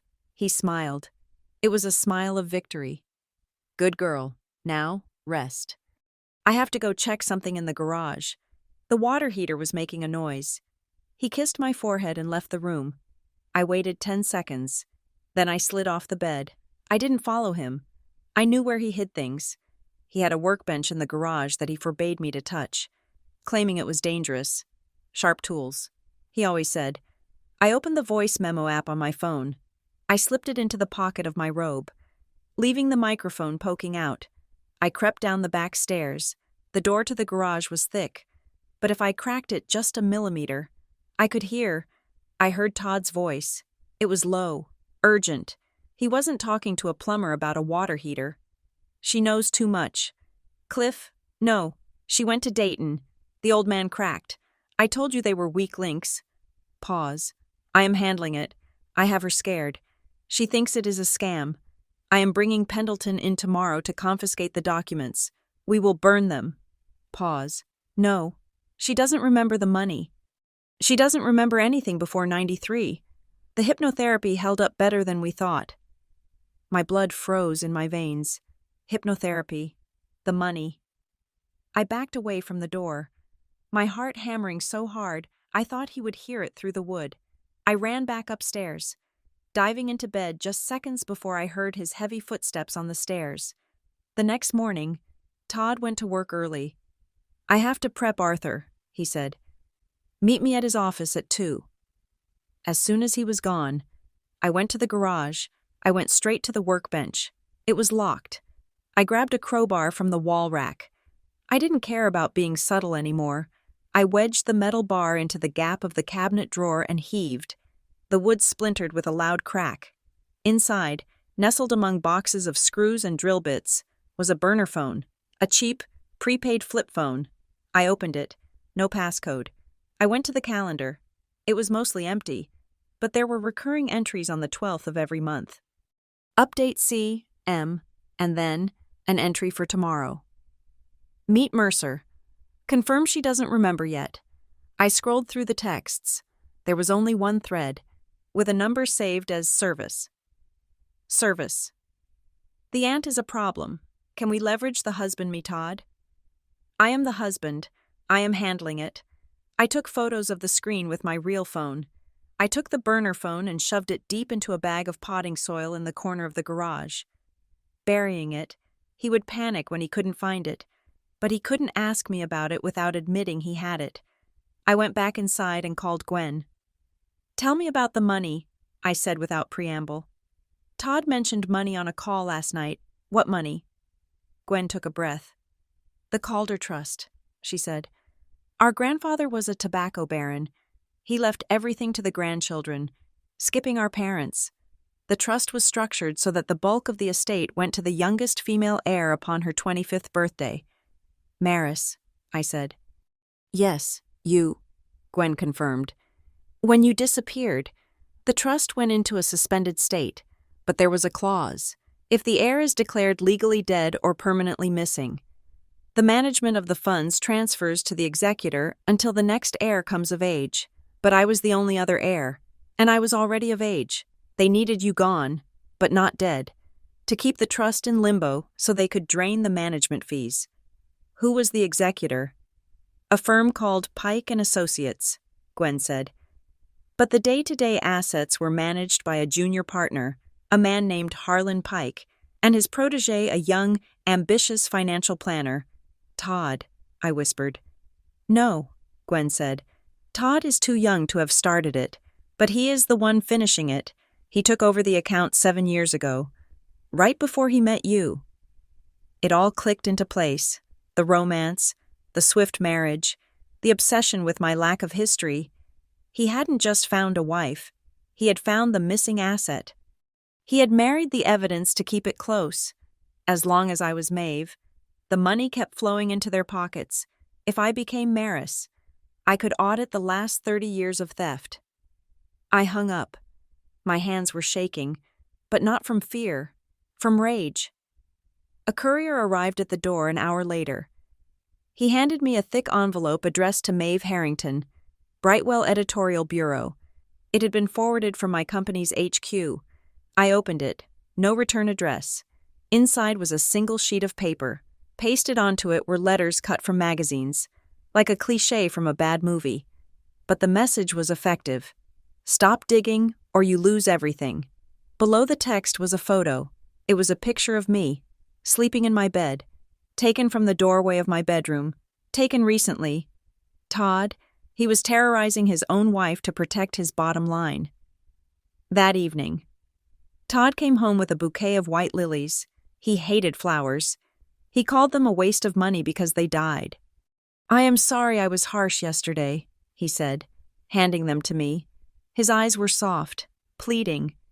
"I am just so worried about you. Maeve, I love you so much. I made reservations at Jeff Ruby's. Let's just have a nice night. Forget the lawyer for today. Forget the crazy woman." He touched my cheek. His thumb brushed over the scar on my forehead. "You are my Maeve," he said softly. "You always will be." I looked at him. I saw the calculation behind the affection. He was dosing me. He was alternating fear and love, trying to stabilize the asset. He was treating me like a patient who needed to be sedated. I smiled. I leaned into his hand. "You are right," I said. "I am tired of fighting. Let's go to dinner." I took the flowers. I put them in a vase. As I arranged the lilies, I made a decision. I wasn't going to run. I wasn't going to scream. I was going to be the perfect wife. I was going to let him think his hypnotherapy and his gaslighting were working. I was going to gather every receipt, every text, every transaction. I wasn't just going to find my name. I was going to burn his entire world to the ground. And I was going to do it using the very laws he thought protected him. I looked at the burner phone buried in the potting soil in my mind. Confirm she doesn't remember yet. I didn't remember. But I didn't need to remember the past to destroy his future. "Ready to go?" Todd asked from the doorway. "Ready," I said. I grabbed my purse. Inside, the voice recorder was still running. Living with Todd Manning became a performance art piece. It was method acting where the stakes were not a bad review, but my actual life, our house, once merely cold, had transformed into a panopticon. I could feel his eyes on me even when he was at the office. The smart thermostat, the doorbell camera, the location services on my phone, they were no longer conveniences. They were prison guards. I spent my days building a war room in Kira's living room. We had moved past the stage of shock and into the cold, hard logistics of dismantling a life. Kira had bought a large whiteboard, and on it, we had drawn a map of corruption that looked like a spiderweb spun by a drunk. At the center was Cliff Mercer. From Mercer, lines radiated out like spokes on a wheel. One line went to Apex Solutions, the shell company Kira had identified. Another line went to Pike & Associates, the firm managing the Calder Trust. And a third line, the one that made my stomach turn every time I looked at it, went to a series of offshore accounts in the Cayman Islands. "It is a laundry service," Kira said, capping her red marker. She was pacing the room, fueled by caffeine and righteous indignation. "Mercer isn't just a fixer for adoptions. He is a full-service identity scrubber. He takes the problem in this case, the heir to a fortune, and he washes her. He creates a new identity, creates a paper trail for the new parents, and then he and his partners skim the management fees from the frozen trust. It is elegant, in a sick way." I looked at the board. "But we need proof," I said. "Hard proof, not just arrows on a whiteboard.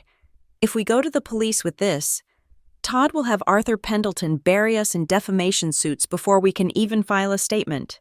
"We need the original court documents," Kira said. "The name change petition for Maeve Harrington. It is public record. Even sealed adoption records have indexes." I went to the Hamilton County Courthouse the next morning. I wore sunglasses and a scarf, paranoid that Todd might have friends even here. I requested the file for the name change of Maeve Elizabeth Harrington. Dated 1996, the clerk, a woman with tired eyes and a coffee stain on her blouse, disappeared into the back for 20 minutes. When she returned, she was holding a thin file folder. "Here you go," she said, sliding it under the glass partition. "But I have to tell you, it is incomplete." "What do you mean?" I asked, opening the folder. "Pages 4 and 5 are missing," she said with a shrug, "and the judge's signature page as well. It looks like the seal was stamped, but the signature is illegible. It happens with older files sometimes. Things get misfiled." I looked at the pages. The edges were jagged. They hadn't fallen out. They had been torn out. Someone had sanitized the file. They had removed the name of the petitioner or the judge who signed off on the fraud. It was a dead end. But it was also confirmation. You don't tear pages out of a file unless the truth written on them is dangerous. I left the courthouse and drove to the public library. I parked my car in the lot, right under a security camera. I took my iPhone, the one Todd tracked, and hid it deep inside the return slot of a book about gardening. The GPS would show I was at the library, reading quietly. Then I pulled out the cheap burner phone I had bought at a gas station with cash. I called an Uber to pick me up around the corner. I met Gwen at a park in Eden Park, overlooking the river. It was a gray day, the sky threatening a storm. Gwen looked tired. The hope I had seen in the diner was still there, but it was edged with anxiety now. We sat on a bench, watching the barges drift down the Ohio River. "You look like you haven't slept," Gwen said, handing me a coffee she had brought. "I am sleeping with the enemy," I said. "It is hard to get rest when you are waiting for the knife." Gwen nodded. She reached into her bag and pulled out a Tupperware container.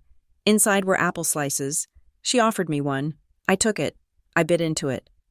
"You used to eat them in a spiral," Gwen said softly. I stopped chewing. "What?"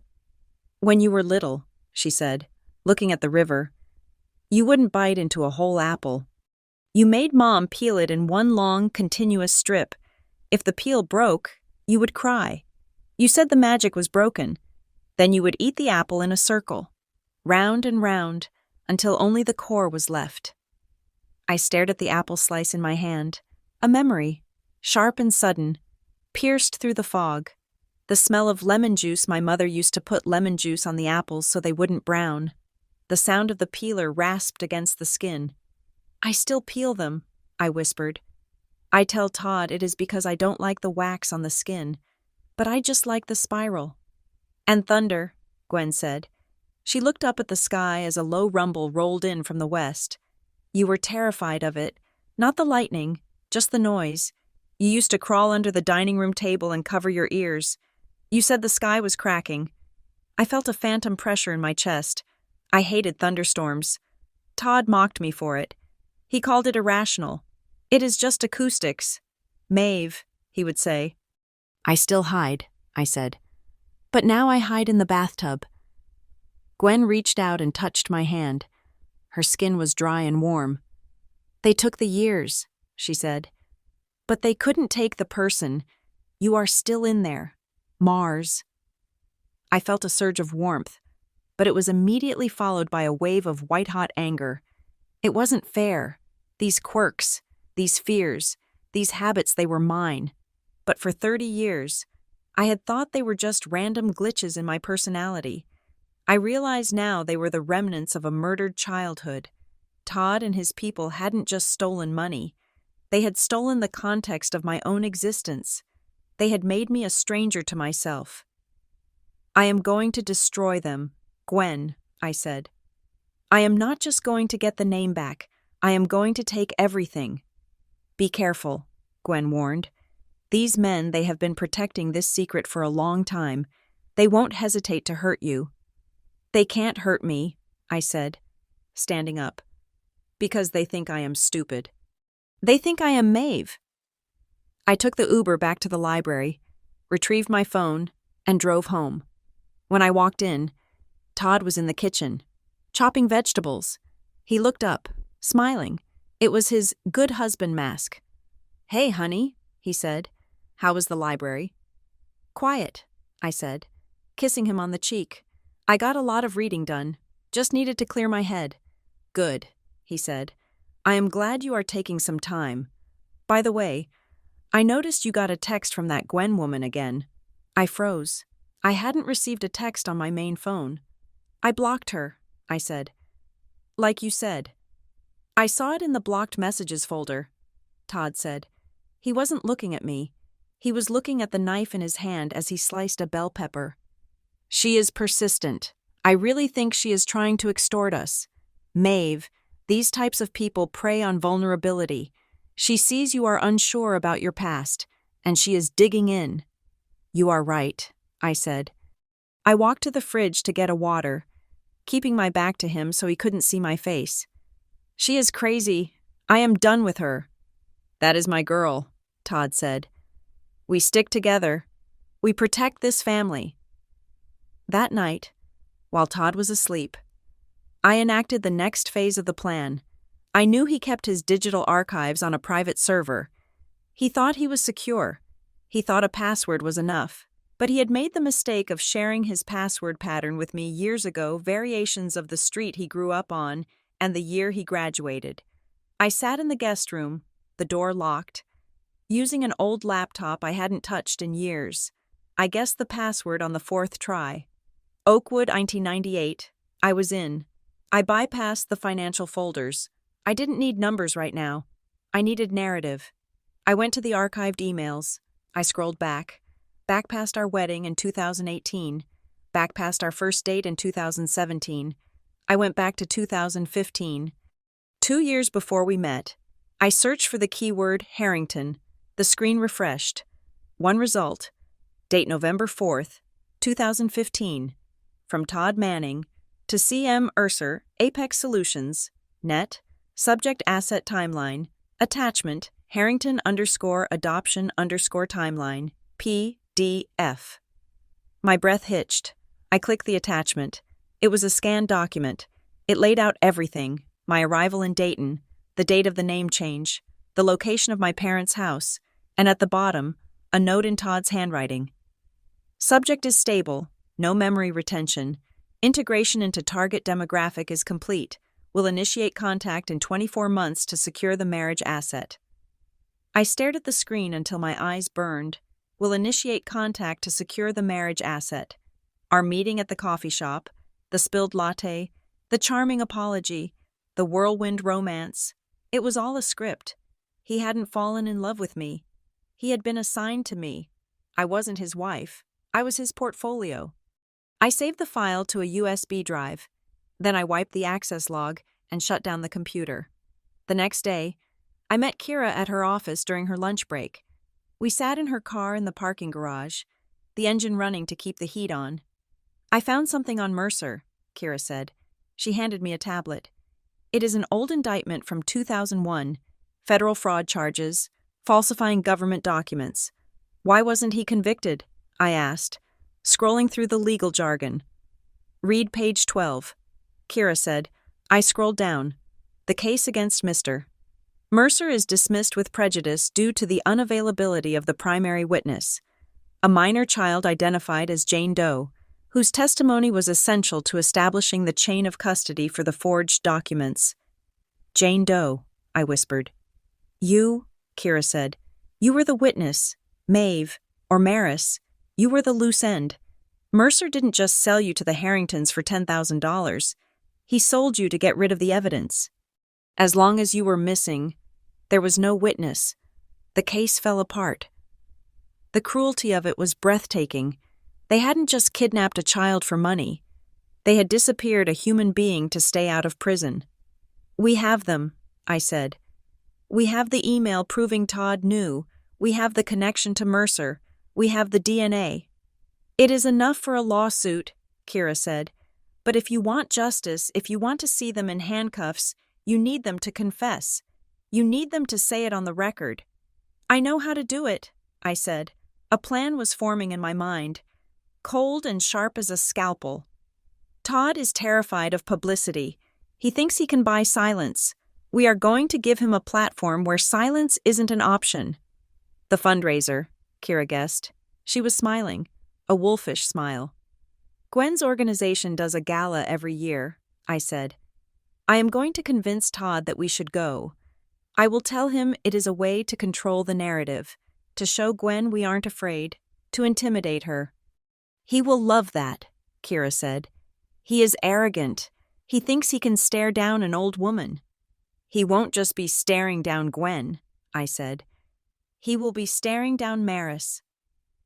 I went home that evening with a lighter heart. The fear was gone, replaced by the adrenaline of the hunt. Todd was in the living room, watching the news. I walked in and sat on the arm of his chair. I put my hand on his shoulder. I have been thinking, I said. About Gwen. Todd tensed. I told you to drop it, Maeve. I know, I said. But she is going to keep coming, unless we show her we are untouchable. Todd looked at me. What do you mean? She is hosting a fundraiser next week, I said. For the missing children. If we go, if we show up, smile, donate a check, and look her in the eye, it takes the power away. It shows her we have nothing to hide. It shows her she can't scare us. Todd considered this. I watched the gears turn in his head. He liked power moves. He liked dominance. We walk in there, he said slowly. We act like the perfect couple. We donate $5,000, and we dare her to say a word. Exactly, when I said. We hide in plain sight. Todd smiled. He reached up and kissed my hand. You are smarter than you look, Maeve, he said. I know, I said. I smiled back. I am learning from the best. I walked into the kitchen to start dinner. I pulled a knife from the block to chop the vegetables. I looked at my reflection in the dark window. The woman staring back wasn't Maeve Harrington, and she wasn't just Maris Calder. She was the executioner, and she was sharpening her blade. The gathering at Gwen's house was not a celebration. It felt more like a viewing for a body that had been missing for 30 years and had suddenly walked through the front door. I told Todd I was going to a spa day with Kira. I lied to his face while he drank his morning coffee, and he smiled and told me to have fun, unaware that I was driving to meet the wreckage of the family he had helped destroy. Gwen lived in a Victorian house in Newport, just across the river, when I walked in. The air was thick with the smell of roasting chicken and anxiety. There were about 8 people in the living room. They were strangers, yet they were not. I saw my nose on a woman standing by the fireplace. I saw my chin on a man pouring iced tea. I saw my eyes that specific, pale gray-blue staring back at me from 3 different faces. It was disorienting, like walking into a hall of mirrors where the reflections were distorted by time and age. No one rushed to hug me. There were no cinematic tears. Instead, there was a heavy, palpable hesitation. They looked at me with a mixture of wonder and terror. I was the ghost who had come back to haunt the living. This is her, Gwen said simply. She stood beside me, her hand hovering near my elbow but not touching it. This is Maris. A tall man stepped forward. He looked to be in his early 40s, with the kind of sharp, angular face that ages well.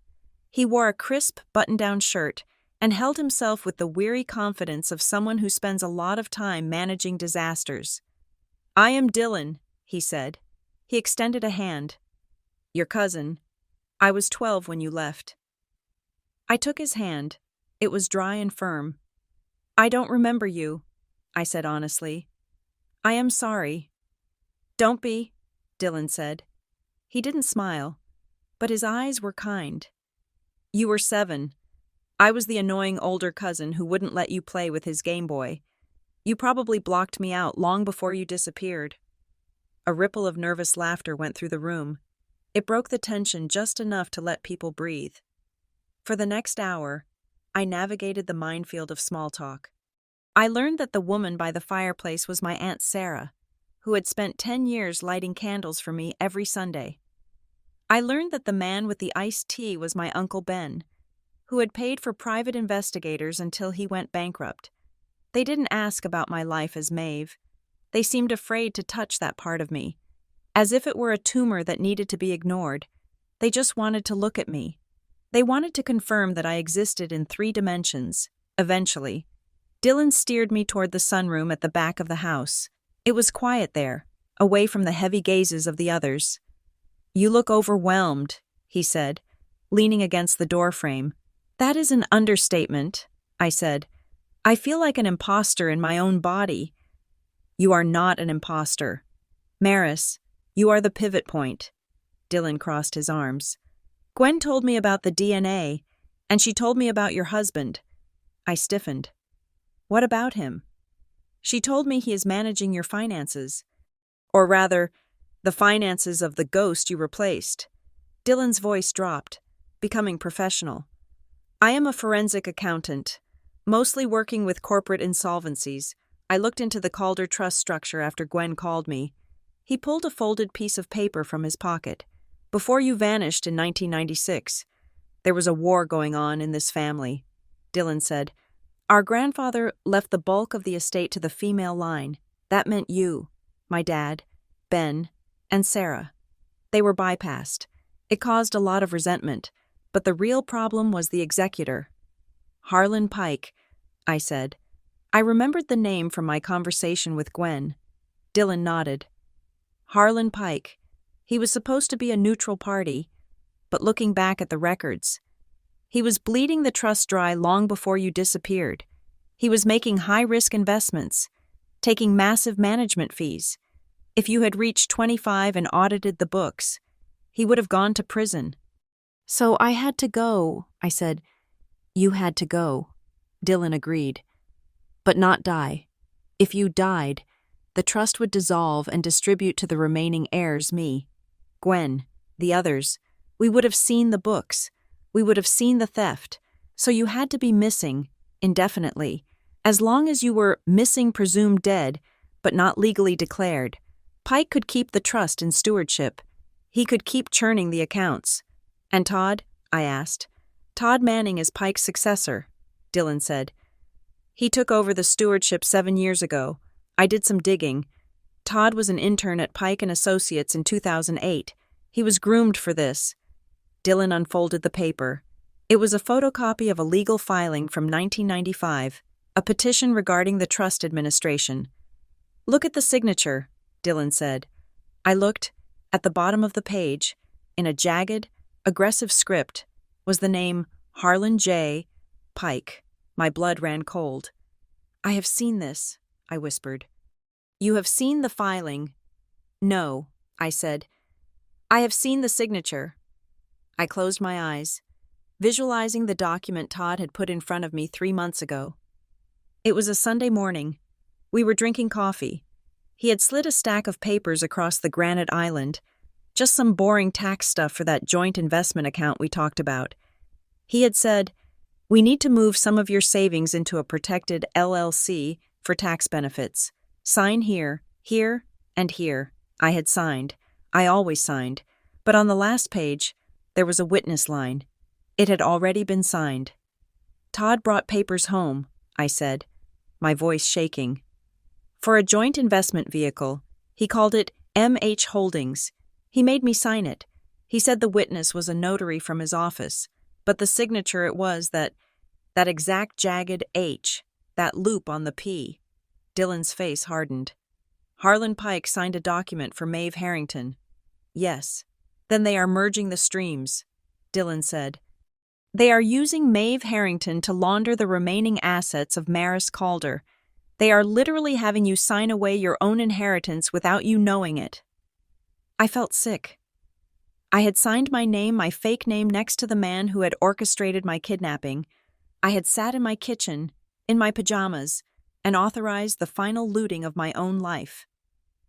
I can help you stop this, Dylan said. I can file an emergency injunction on the trust. We can freeze the assets by Monday morning. No, I said. If we freeze it, they panic. They shred everything. I need them to think they are safe until I have the proof. I looked at Dylan. He seemed too ready, too prepared. Why are you so involved, Dylan? I asked. You haven't seen me in 30 years. Why do you have files on Harlan Pike in your pocket? Dylan hesitated. He looked out the window at the overgrown garden. Because I am not just doing this for you, he said. Before he could explain, my phone buzzed in my pocket.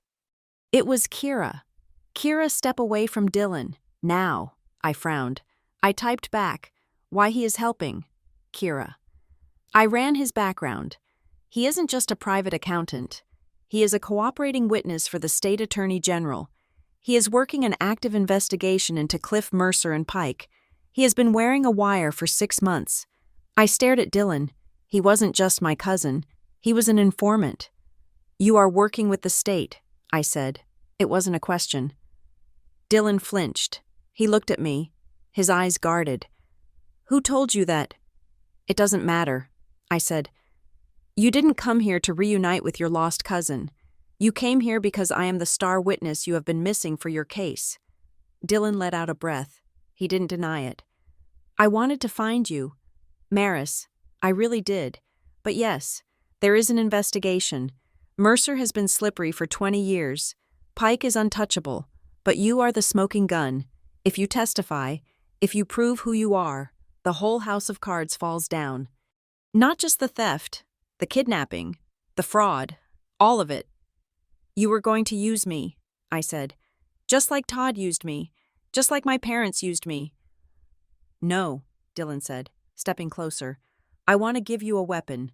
I want to give you the state attorney general. I can offer you protection, witness protection. We can get you out of that house tonight. I don't want protection, I said. I want revenge. Maris, listen to me. These are dangerous men. Cliff Mercer isn't just a paper pusher. He has connections to organized crime. You cannot play games with him. I am not playing, I began. Then the doorbell rang. It wasn't a polite, tentative ring. It was a long, sustained press. The room went silent. The chatter in the living room died instantly. Gwen walked to the front door. I followed her, my heart hammering against my ribs. Dylan stayed a few steps behind me. Gwen opened the door. Todd was standing on the porch. He was wearing a navy blue blazer and khakis. He looked like he was about to go to a country club luncheon. He was holding a bottle of wine. "Hello?" he said. His voice was smooth, cultured, and utterly terrifying. "Todd," I said, my voice caught in my throat. He looked at me. His eyes didn't have any warmth in them. They were flat and dark, like the lens of a camera. "There you are, honey," he said. "I tracked your phone. I got worried when you stayed at the spa so long. I thought maybe you had car trouble." He stepped into the house. He didn't ask for permission. He just crossed the threshold, forcing Gwen to step back. "Who are these people?"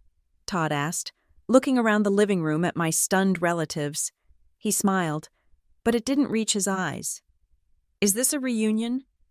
You didn't tell me we had family in Newport." "Maeve?" "I am Gwen Calder," Gwen said. She stood tall, despite being a head shorter than him. "I am her sister, and you are trespassing." Todd laughed. It was a dry, dismissive sound. "Her sister," he repeated. "Right. The internet lady. Look, I don't know what kind of game you are playing with my wife, Ms. Calder, but it ends today. Maeve is a vulnerable person. She has a history of confusion. I am here to make sure she isn't being taken advantage of." "You are the one taking advantage," Gwen said. Her voice shook with rage. "You stole her life. You stole her name." Todd's expression didn't change. He looked at Gwen with bored pity. "I saved her," he said. "I gave her a home. I gave her stability, and I'm taking her home now." He reached out for my hand. "Come on, Maeve," he said. "Let's go. We have dinner reservations." I looked at his hand. It was the hand that had caressed my face this morning. It was the hand that had signed the papers with Harlan Pike. I looked at Dylan. He was standing in the hallway, his hand in his pocket, likely gripping his phone, maybe recording. He gave me a tiny, imperceptible nod. "Play the part." I looked at Gwen. She looked ready to fight him physically. "It is okay, Gwen," I said. My voice sounded strange to my own ears. I should go." "Maris, no," Gwen pleaded. "Don't go with him. You don't have to." "I am Maeve," I said, looking Todd directly in the eyes. "Aren't I? Todd?" Todd gripped my hand. His fingers dug into my palm, painful and possessive. "Yes," he said. "You are Maeve, and you always will be." He pulled me toward the door. "If you hurt her," Dylan's voice rang out, clear and sharp. If she has so much as a bruise on her, Manning, I will bring the entire weight of the state of Kentucky down on your head."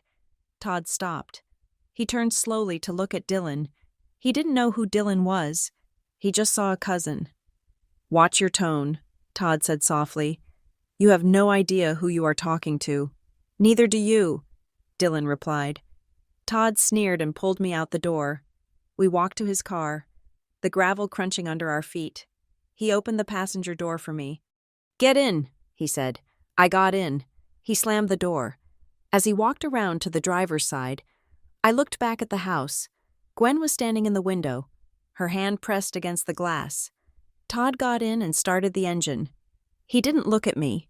He drove fast, too fast, weaving through the traffic on the bridge back to Ohio. "You disobeyed me," he said after 10 minutes of silence. "I just wanted to see," I said. "I wanted to know if it was true." "It is not true," Todd snapped. He hit the steering wheel with the palm of his hand. "It is a fantasy, Maeve. They want money. That woman, she is a predator. And that man, the one who threatened me, who is he?" "Just a cousin," I said. "Dylan." Todd's eyes narrowed. "Dylan," he muttered. "I will have Arthur run a check on him. If he comes near us again, I will have him arrested." I sat perfectly still. My heart was pounding, but my mind was clear. Todd was scared. He had shown up at a stranger's house because he was terrified of losing control. He was making mistakes. He was threatening federal witnesses. And he had confirmed the connection. Arthur run a check. Arthur Pendleton, Cliff Mercer, Harlan Pike, they were all one organism. And Todd was the limb that was rotting. I looked at his hands on the steering wheel. They were white-knuckled. "I am sorry, Todd," I said softly. "I won't see them again." He glanced at me, assessing. He wanted to believe me. He needed to believe me, because the alternative was unthinkable to him. "Good," he said. He reached over and squeezed my knee. "I am doing this for us. Maeve, you have to understand that everything I do to keep us safe." "I know," I said. I turned my head to look out the window so he wouldn't see the cold, hard promise in my eyes. "You are not keeping us safe. I thought, you are keeping yourself out of prison. And I am the key you threw away, only to find out I learned how to pick the lock." We were approaching the exit for our neighborhood. The sun was setting, casting long shadows over the streets. "By the way," Todd said casually, too casually, "Mercer is coming to dinner tomorrow. He wants to meet you." My stomach dropped. "Mercer?" I asked. "Cliff Mercer." "Yes," Todd said. "He is an old family friend. He heard about your identity crisis. He thinks he can help clarify things for you. He is very persuasive. It wasn't a dinner invitation. It was an interrogation, or worse." "That sounds lovely," I said. I clutched my purse tighter. Inside, my phone was recording, and deep in the lining, I had the card Dylan had slipped into my hand right before Todd walked in. Dylan Calder, Forensic Audit Division, State of Kentucky. I wasn't just going to dinner tomorrow. I was wearing a wire. We decided to weaponize the one thing Todd Manning and Cliff Mercer feared more than prison. We decided to weaponize the spotlight. The plan was not a legal filing. It was a theatrical production. We knew that if we filed a police report quietly, Mercer would make it disappear. He had friends in the precinct. He had judges who played golf with him. If we filed a lawsuit, Arthur Pendleton would bury us in motions and seal the records until I was 80 years old. We needed something faster. We needed something that, once seen, could not be unseen. We needed a live stream. I pitched the idea to Todd on a Tuesday evening. 3 days after the disastrous reunion at Gwen's house, I cooked his favorite meal, roast beef with glazed carrots. I poured him a glass of expensive Cabernet. I waited until he was relaxed, until the tension in his shoulders had dropped an inch. "I have been thinking about how to fix this," I said, twirling my wineglass. "About Gwen, about the harassment." Todd looked up, his eyes instantly guarding. "I told you, Maeve, Arthur is handling it." We are sending the cease and desist tomorrow. But that makes us look defensive, I said softly. It makes it look like we have something to hide. If she goes to the press with a cease and desist order, the headline is, Rich Husband Silences Grieving Sister. It looks bad for the firm. Todd paused. He put down his fork. He listened to the language of PR because it was his native tongue. What are you suggesting? He asked. Control the narrative, I said. Gwen is hosting a gala next Saturday, a fundraiser for the Northern Kentucky Cold Case Coalition. Small time, local press. What if we show up, donate $5,000, and I give a short speech, a speech about closure, about how grateful I am for my life, and how we want to help others find theirs. I leaned forward, touching his hand. We kill them with kindness. Todd, we show the world that we are the benevolent, stable couple, and she is just a sad, confused old woman. If we own the stage, she can't throw stones. Todd stared at me. I could see the wheels turning. He liked the idea of being the benevolent benefactor. He liked the idea of crushing Gwen by stealing her own event. And Mercer, he asked, where does he fit in? Invite him, I said. As our advisor. The man who helped my parents with the adoption paperwork back in the day. Let him take a bow. It legitimizes everything. If the man who handled the papers is there, smiling and clapping, who can question the legality? Todd smiled. It was a slow, arrogant smile. It is bold, he admitted. I like it. It shuts her down completely. It makes the DNA test look like a desperate grab for attention against a legitimate legal history. Exactly, I said. He squeezed my hand. You are learning. Maeve, I am proud of you. I smiled back. I just want this to be over. That was the first lie. The second lie was the preparation. While Todd was at work, I met Dylan and Kira in the back room of a copy shop in Oakley. It felt like a heist movie, but the tools weren't diamond cutters and laser grids. They were spreadsheets and slide projectors. Dylan had the financial records. He had mapped the flow of money from the Calder Trust into MH Holdings, the shell company Todd had made me sign for. We have to time this perfectly, Dylan said, tapping the table. Kira has a team of forensic auditors on standby. As soon as you say the words on stage, as soon as you publicly identify yourself as Maris and link the trust, they will file emergency motions in 3 jurisdictions. We hit the bank, the brokerage, and the probate court simultaneously. By the time Todd walks off that stage, his assets will be frozen. And Mercer? I asked. I sent the invite, Kira said, sliding a printed invitation across the table. It was heavy cardstock, cream with gold lettering, guest of honor Mr. Clifford Mercer, legal advisor to the Harrington family. He accepted within 10 minutes. His ego is his weak spot. He wants to be seen as the architect of your salvation, not your kidnapping. The press, I asked. Local news is confirmed, Gwen said from the corner. She was packing gift bags for the gala, her hands steady. And I hired a private videographer to live stream it to 3 different platforms: Facebook, YouTube, TikTok. Once it is out, it is out. There is no retraction button for the internet. The night before the gala, the tension in the house was suffocating. I was in the bathroom, brushing my teeth, when I heard the distinct sound of a drawer sliding open in the bedroom. I froze. I spit out the toothpaste and crept to the door. Todd was going through my nightstand. He wasn't being violent. He was being methodical. He was lifting the books, shaking them out. He was checking the bottom of the drawer. He was looking for a wire. He was looking for a burner phone. He was looking for rebellion. I had anticipated this. I walked into the room, letting the door creak. Todd jumped slightly, but he didn't look guilty. He just looked up. I was looking for some aspirin, he lied smoothly. I have a headache. In my nightstand, I asked. We keep the aspirin in the bathroom. Todd, I walked over to the bed and sat down. I let my shoulders slump. I let my face crumple. I know what you are doing, I whispered. Todd stiffened. What am I doing? Maeve. You are checking on me, I said, tears leaking out of my eyes. You don't trust me.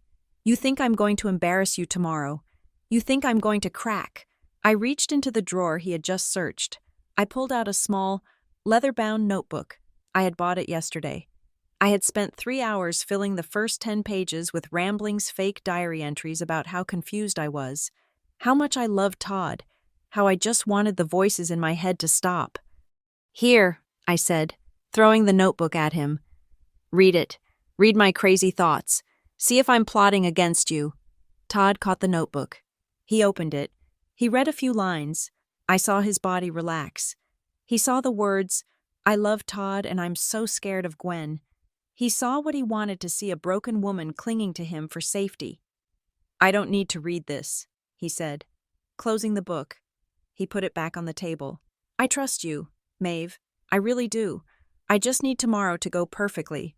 For us. It will, I said, wiping my eyes. I promise. He kissed me. Good night, honey. He went to sleep confident. He went to sleep thinking he had won. The day of the gala was cold and bright. The venue was a renovated warehouse in the arts district, exposed brick and high ceilings. It was filled with round tables, white linens, and centerpieces made of dried flowers. I wore a blue dress, not just any blue. It was the exact shade of blue from the dress I was wearing in the last photo taken of Maris Calder before she vanished. Gwen had noticed it immediately when I walked in. She didn't say anything. She just squeezed my hand so hard I thought bones would break. I went to the ladies' room. Kira met me there. She locked the door and checked the stalls. Empty. Ready? She asked. Ready, I said. She lifted the back of my dress. She taped the small, flat recorder to the small of my back. It was high-tech, sensitive enough to pick up a whisper in a crowded room. It is running, Kira said. Battery life is 6 hours. Don't hug anyone too tight. I don't plan on hugging anyone, I said. I walked out into the main hall. The room was filling up. There were about 200 people. I saw the cameras set up in the back. The red lights were already blinking, live stream active. Todd was by the bar, holding court. He looked dashing in his tuxedo. Standing next to him, looking like a toad in a suit that cost more than my car, was Cliff Mercer. Mercer was older than I expected. He had jowls and thinning hair, but his eyes were sharp, predatory beads. He was laughing at something Todd said, clapping him on the back. I walked over. Gentlemen, I said. Todd turned. Maeve, you look stunning. And you must be Maeve, Mercer said. His voice was gravel and bourbon. He took my hand. His skin was damp. It is a pleasure to finally meet the young lady I helped all those years ago. You have grown up beautifully. Thanks to you, I said, forcing a smile. I hear you are the one who handled all the paperwork. Just doing my job, Mercer said with a wink. Helping families find each other. That is the Lord's work. It certainly is, I said. We are so glad you could be here to see the result. Wouldn't miss it, he said. We mingled. I played the part of the gracious wife. I smiled at donors. I nodded at the stories of lost children. I felt the recorder warm against my skin. Then, the lights dimmed. Gwen walked onto the stage. She looked regal. She spoke briefly about the pain of loss, about the hope that never dies. Then she gestured to our table. Tonight, Gwen said, we have a special guest, a woman who represents a different kind of story. Please welcome Maeve Harrington. The applause was polite. I stood up. Todd stood up with me. He squeezed my elbow. Stick to the script, he whispered. Keep it short. Closure. Don't worry, I whispered back. I know exactly what to say. I walked up the stairs to the stage. The spotlight hit me. It was blinding. I couldn't see the audience. Just a sea of shadows. But I knew where Todd was. I knew where Mercer was. And I knew where the camera was. I adjusted the microphone. I took a deep breath. Good evening, I said. My voice was steady. It didn't sound like Maeve's voice. It sounded deeper, anchored in something older. My name has been Maeve Harrington for 30 years, I began. I was raised in Dayton, Ohio. I was told I was adopted from a family who couldn't care for me. I was told I was saved. I paused. The room was silent. But stories, I continued, are only as true as the people telling them, and sometimes a story isn't a history, it is a cover-up. I heard a rustle in the front row, Todd shifting in his seat. This wasn't the script. I stand here tonight, I said, looking directly into the camera lens, not as a symbol of closure, but as evidence of a crime. The silence in the room changed. It went from attentive to confused. I was not saved, I said, my voice rising. I was stolen on August 12th, 1996. I was taken from a backyard in Covington. My name was changed. My history was erased. My records were forged. I pointed a finger at the front table. And the man who forged them is sitting right there, Mr. Clifford Mercer. A gasp rippled through the room. A camera flashed. I saw Mercer stand up, his face turning a blotchy red. Todd was already halfway out of his chair, his eyes wide with panic. "Maeve!" Todd shouted. "She is having an episode, cut the mic." "Don't cut it," Gwen yelled from the side of the stage. "Let her speak." I kept talking over Todd's shouting. "But it wasn't just a kidnapping," I said. "It was a bank robbery. I wasn't just a child to them. I was a key, a biological key to a trust fund worth millions." I reached under the podium. I pulled out a large piece of foam board that had been hidden there by Gwen earlier. I flipped it over. It was a blown-up image of the document I had found in Todd's email, the adoption timeline, and next to it, the document Todd had made me sign for MH Holdings. "These are the receipts," I said. "My husband, Todd Manning, has been managing the stolen assets of the girl he married under false pretenses. He didn't marry me for love. He married me to launder the money he helped steal." Todd was on the stage now. He was rushing toward me. He wasn't the polished executive anymore. He was a desperate animal. "Shut up," he hissed, reaching for the microphone. "Shut up, you crazy bitch." I didn't back down. I didn't flinch. "My name," I said, shouting into the mic before he could grab it, "is Maris Calder, and I am taking my life back." Todd grabbed my arm. He yanked me away from the podium.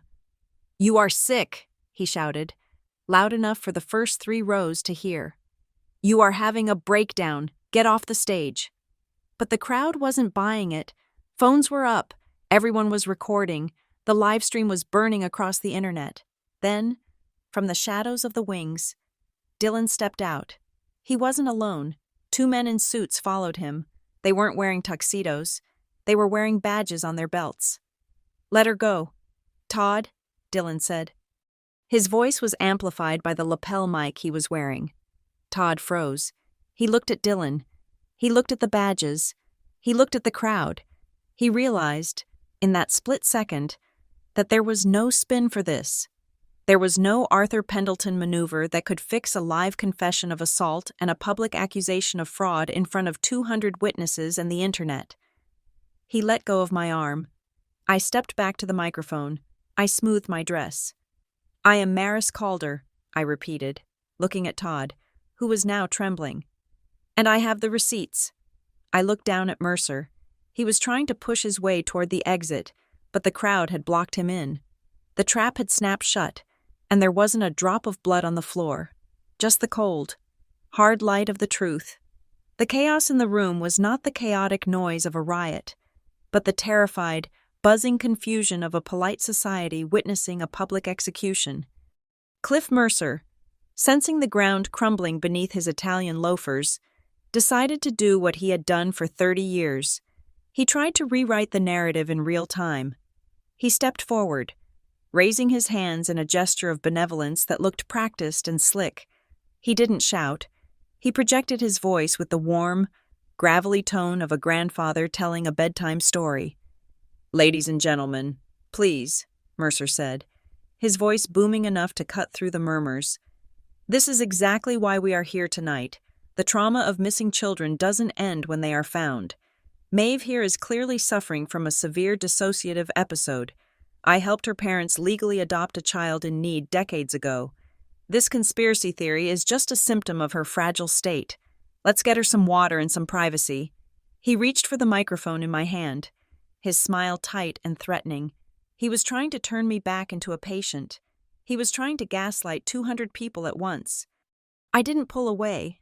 I didn't scream. I simply handed the microphone to the woman standing in the front row. Kira Lawson stood up. She wasn't wearing a ball gown. She was wearing a sharp black suit, and she held a tablet like a weapon. "Mr. Mercer," Kira said, her voice amplified by the mic. "If you helped the Harringtons legally adopt this child in 1996, as you claim, can you explain why the adoption decree you filed references a statute that wasn't passed into Ohio law until 1998? Mercer froze. His benevolent smile twitched.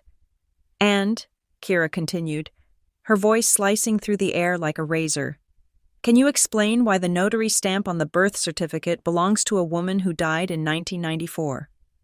We have her death certificate right here." She held up the tablet, displaying the document on the large screens behind us. The room gasped. It wasn't a theatrical gasp. It was the sharp intake of breath that happens when a lie is stripped naked. Mercer looked at the screen, then at me. The color drained from his face, leaving it the color of old dough. He opened his mouth, but no sound came out. He had been caught in the mundane details of his own fraud. Todd saw Mercer falter. He knew the humanitarian angle was dead. He switched to brute force. He grabbed my wrist, his grip bruisingly hard. He wasn't playing the concerned husband anymore. He was the handler whose asset was going rogue. "That is enough," Todd hissed, loud enough for the microphone on my waist to pick up. "We are leaving. Now." He yanked me. I stumbled, but I didn't fight him. I didn't try to wrestle him. I just planted my feet and looked him dead in the eye. "Why are you running, Todd?" I asked. I pitched my voice to carry to the press section. "Are you afraid I will remember the past? Or are you afraid I will sue you for the future?" The word sue hung in the air. The journalists in the back row smelled blood. Flashes went off in a blinding staccato rhythm. They weren't filming a charity gala anymore. They were filming a scandal. "You are delusional," Todd shouted, dragging me toward the stairs. "You are sick." "Stop."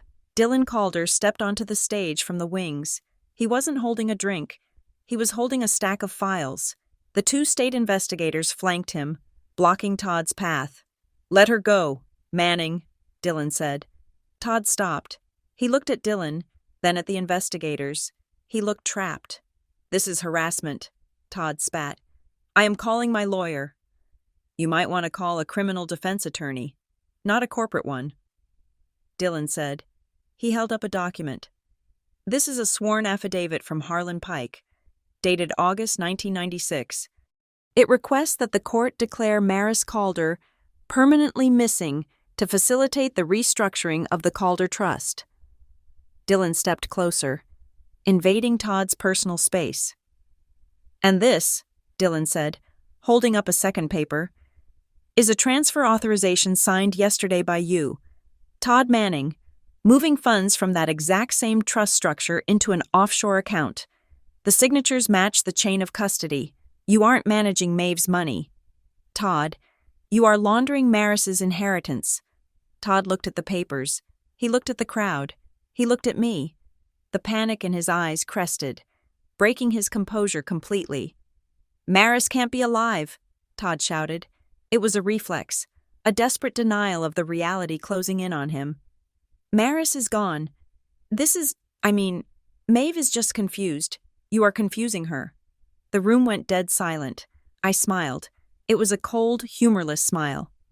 "You just called me Maris," I said softly. Todd blinked. He realized what he had said. He realized he had just used the name he claimed never to have heard until 3 days ago. He had used it with the certainty of a man who had spent 7 years burying it. "I didn't," he stammered. I said I meant, you said Maris can't be alive. I said, how would you know that? Todd, unless you knew exactly who I was when you married me. He backed away from me. He looked like a man waking up in a burning room. Play it, I said to the sound technician in the back. The speakers crackled. Then, a voice filled the room. It was unmistakably Todd's voice. It was the recording from the garage, the one I had captured on the burner phone. She knows too much. Cliff? No. She went to Dayton. The old man cracked. I told you they were weak links. I am handling it. I have her scared. She thinks it is a scam. No. She doesn't remember the money. She doesn't remember anything before 93. Todd's face went white. He looked at the speakers as if they were demons. The recording continued, his voice calm and calculating, discussing the destruction of his wife's mind as if it were a line item on a spreadsheet. The crowd turned, the polite donors, the socialites, the business partners. They all looked at him with revulsion. The mask of the perfect husband didn't just slip, it dissolved. Mercer saw the end. He turned and tried to walk briskly toward the emergency exit. Get him, one of the investigators said. 2 uniformed officers stepped out from the shadows near the door. Mercer stopped. He looked left, then right. There was nowhere to go. He slumped, the air going out of him, looking suddenly very old and very small. Todd didn't run.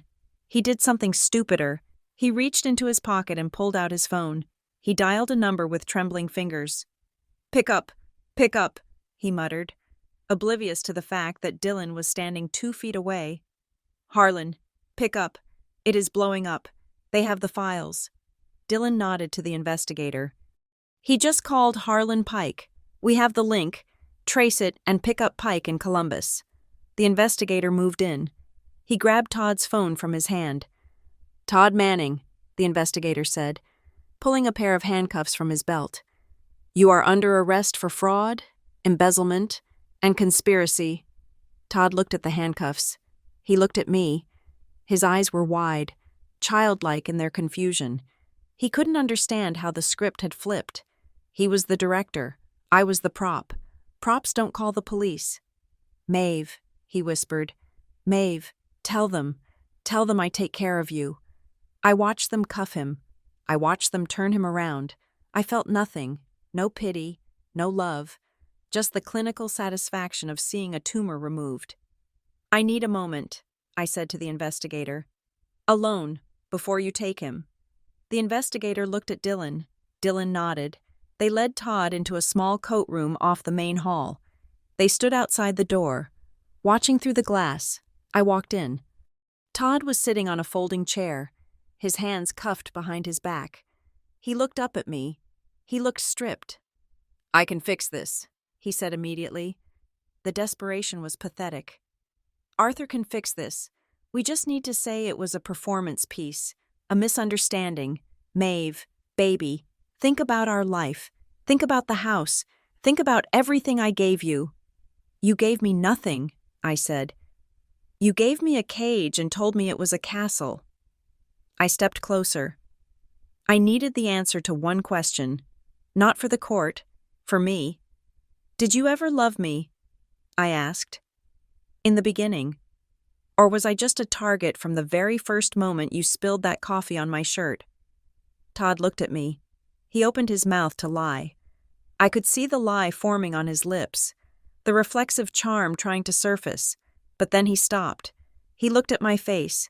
He saw the scar on my forehead. He saw the cold, gray-blue eyes of Maris Calder. He realized that Maeve, the woman who believed his lies, wasn't in the room anymore.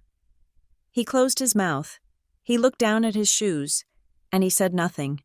The silence stretched out between us, heavy and final. It was the only honest thing he had ever given me. That is what I thought, I said. I turned and walked out of the room. I didn't look back. The next few weeks were a blur of legal motions and headlines. The story was everywhere. The heiress in the attic, the husband who stole a life.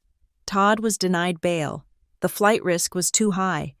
Given the offshore accounts Dylan had uncovered, Cliff Mercer turned state's evidence within 48 hours. trading the secrets of 30 years of illegal adoptions for a lighter sentence in a federal prison. His testimony led the FBI to Harlan Pike's door.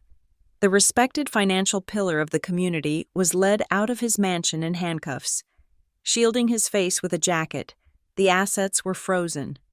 The stolen millions were traced, recovered, and placed back into the Calder Trust. I filed for divorce 3 days after the arrest. I didn't ask for alimony. I asked for the house, the car, and every single document in his possession that bore the name Maeve Harrington. I wanted to burn them. Then there was the matter of my parents. I drove to Dayton one last time. I didn't go with the police. I went alone. They were sitting in the kitchen. They looked small, shrunken by the weight of the news cycle. They had seen their faces on TV. They knew the world saw them as kidnappers. "Are you going to send us to jail?" my mother asked. Her voice was a whisper. I looked at them.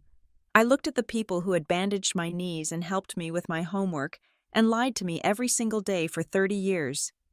"The statute of limitations on the kidnapping has passed," I said, "and the fraud Mercer is taking the fall for the paperwork." My father let out a sob of relief. "But," I said, raising a hand, "you bought a child. You erased a family. You watched me cry for a sister I couldn't remember, and you told me it was a dream. That is not something a jail sentence fixes. That is a rot in the soul." I placed a key on the table. It was the key to their house. "I am not pressing charges," I said, "but I am not your daughter. Maeve Harrington was a lie you bought for $10,000. She doesn't exist anymore." "Maeve, please," my mother cried. "My name is Maris," I said, "and you will never see me again." I walked out. I left them in the house they had built on secrets. I didn't look back. I didn't feel the need to punish them further. Their punishment was the silence that would fill that house until the day they died. A month later, I met Gwen at the park by the river, the same spot where we had eaten the apple slices. The legal dust was settling. The divorce was moving fast. I was living in a temporary apartment in downtown Cincinnati, a place with big windows and no memories.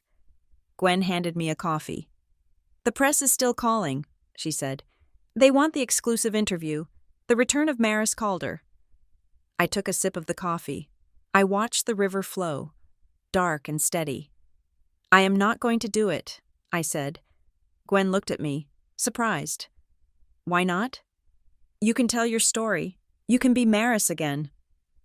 I looked at my reflection in the dark water. I touched the scar on my forehead. "I am not Maris," I said. Maris was a 7-year-old girl who loved rabbits and feared thunder. She died in 1996. And I am not Maeve either. Maeve was a construct designed to be a victim. I turned to Gwen. "I am someone else now," I said. "I am the woman who survived both of them. I have the memories of Maeve and the blood of Maris. I have 2 names in my hands, Gwen, and for the first time in my life, I get to choose which one I use." Gwen studied my face. Then she smiled. It was a genuine smile, full of pride. "So what do I call you?" she asked. I looked at the city skyline, at the bridges connecting the north and the south, the past and the present. "Call me Mars," I said. "Like the planet, hard, cold, and orbiting on my own path." Gwen laughed. She reached out and took my hand. This time, I didn't pull away. "Okay, Mars," she said. "Let's go get some lunch." We walked away from the river. I didn't know exactly what the future looked like. I didn't know if I would ever trust anyone again, but as I walked, I felt a weight lifting off my shoulders. They had called me by the right name, and it had changed everything. Not because it restored the past, but because it armed the future. I wasn't a lost girl anymore. I was the woman who had burned down the house to find the door. And now, the whole world lay open before me. Thank you so much for listening to my story. I would love to know where you are tuning in from, so please leave a comment down below and share your thoughts on the ending. If you enjoyed this story, please subscribe to the Juliet Revenge Stories channel, like this video, And hit that hype button to help this story reach even more people.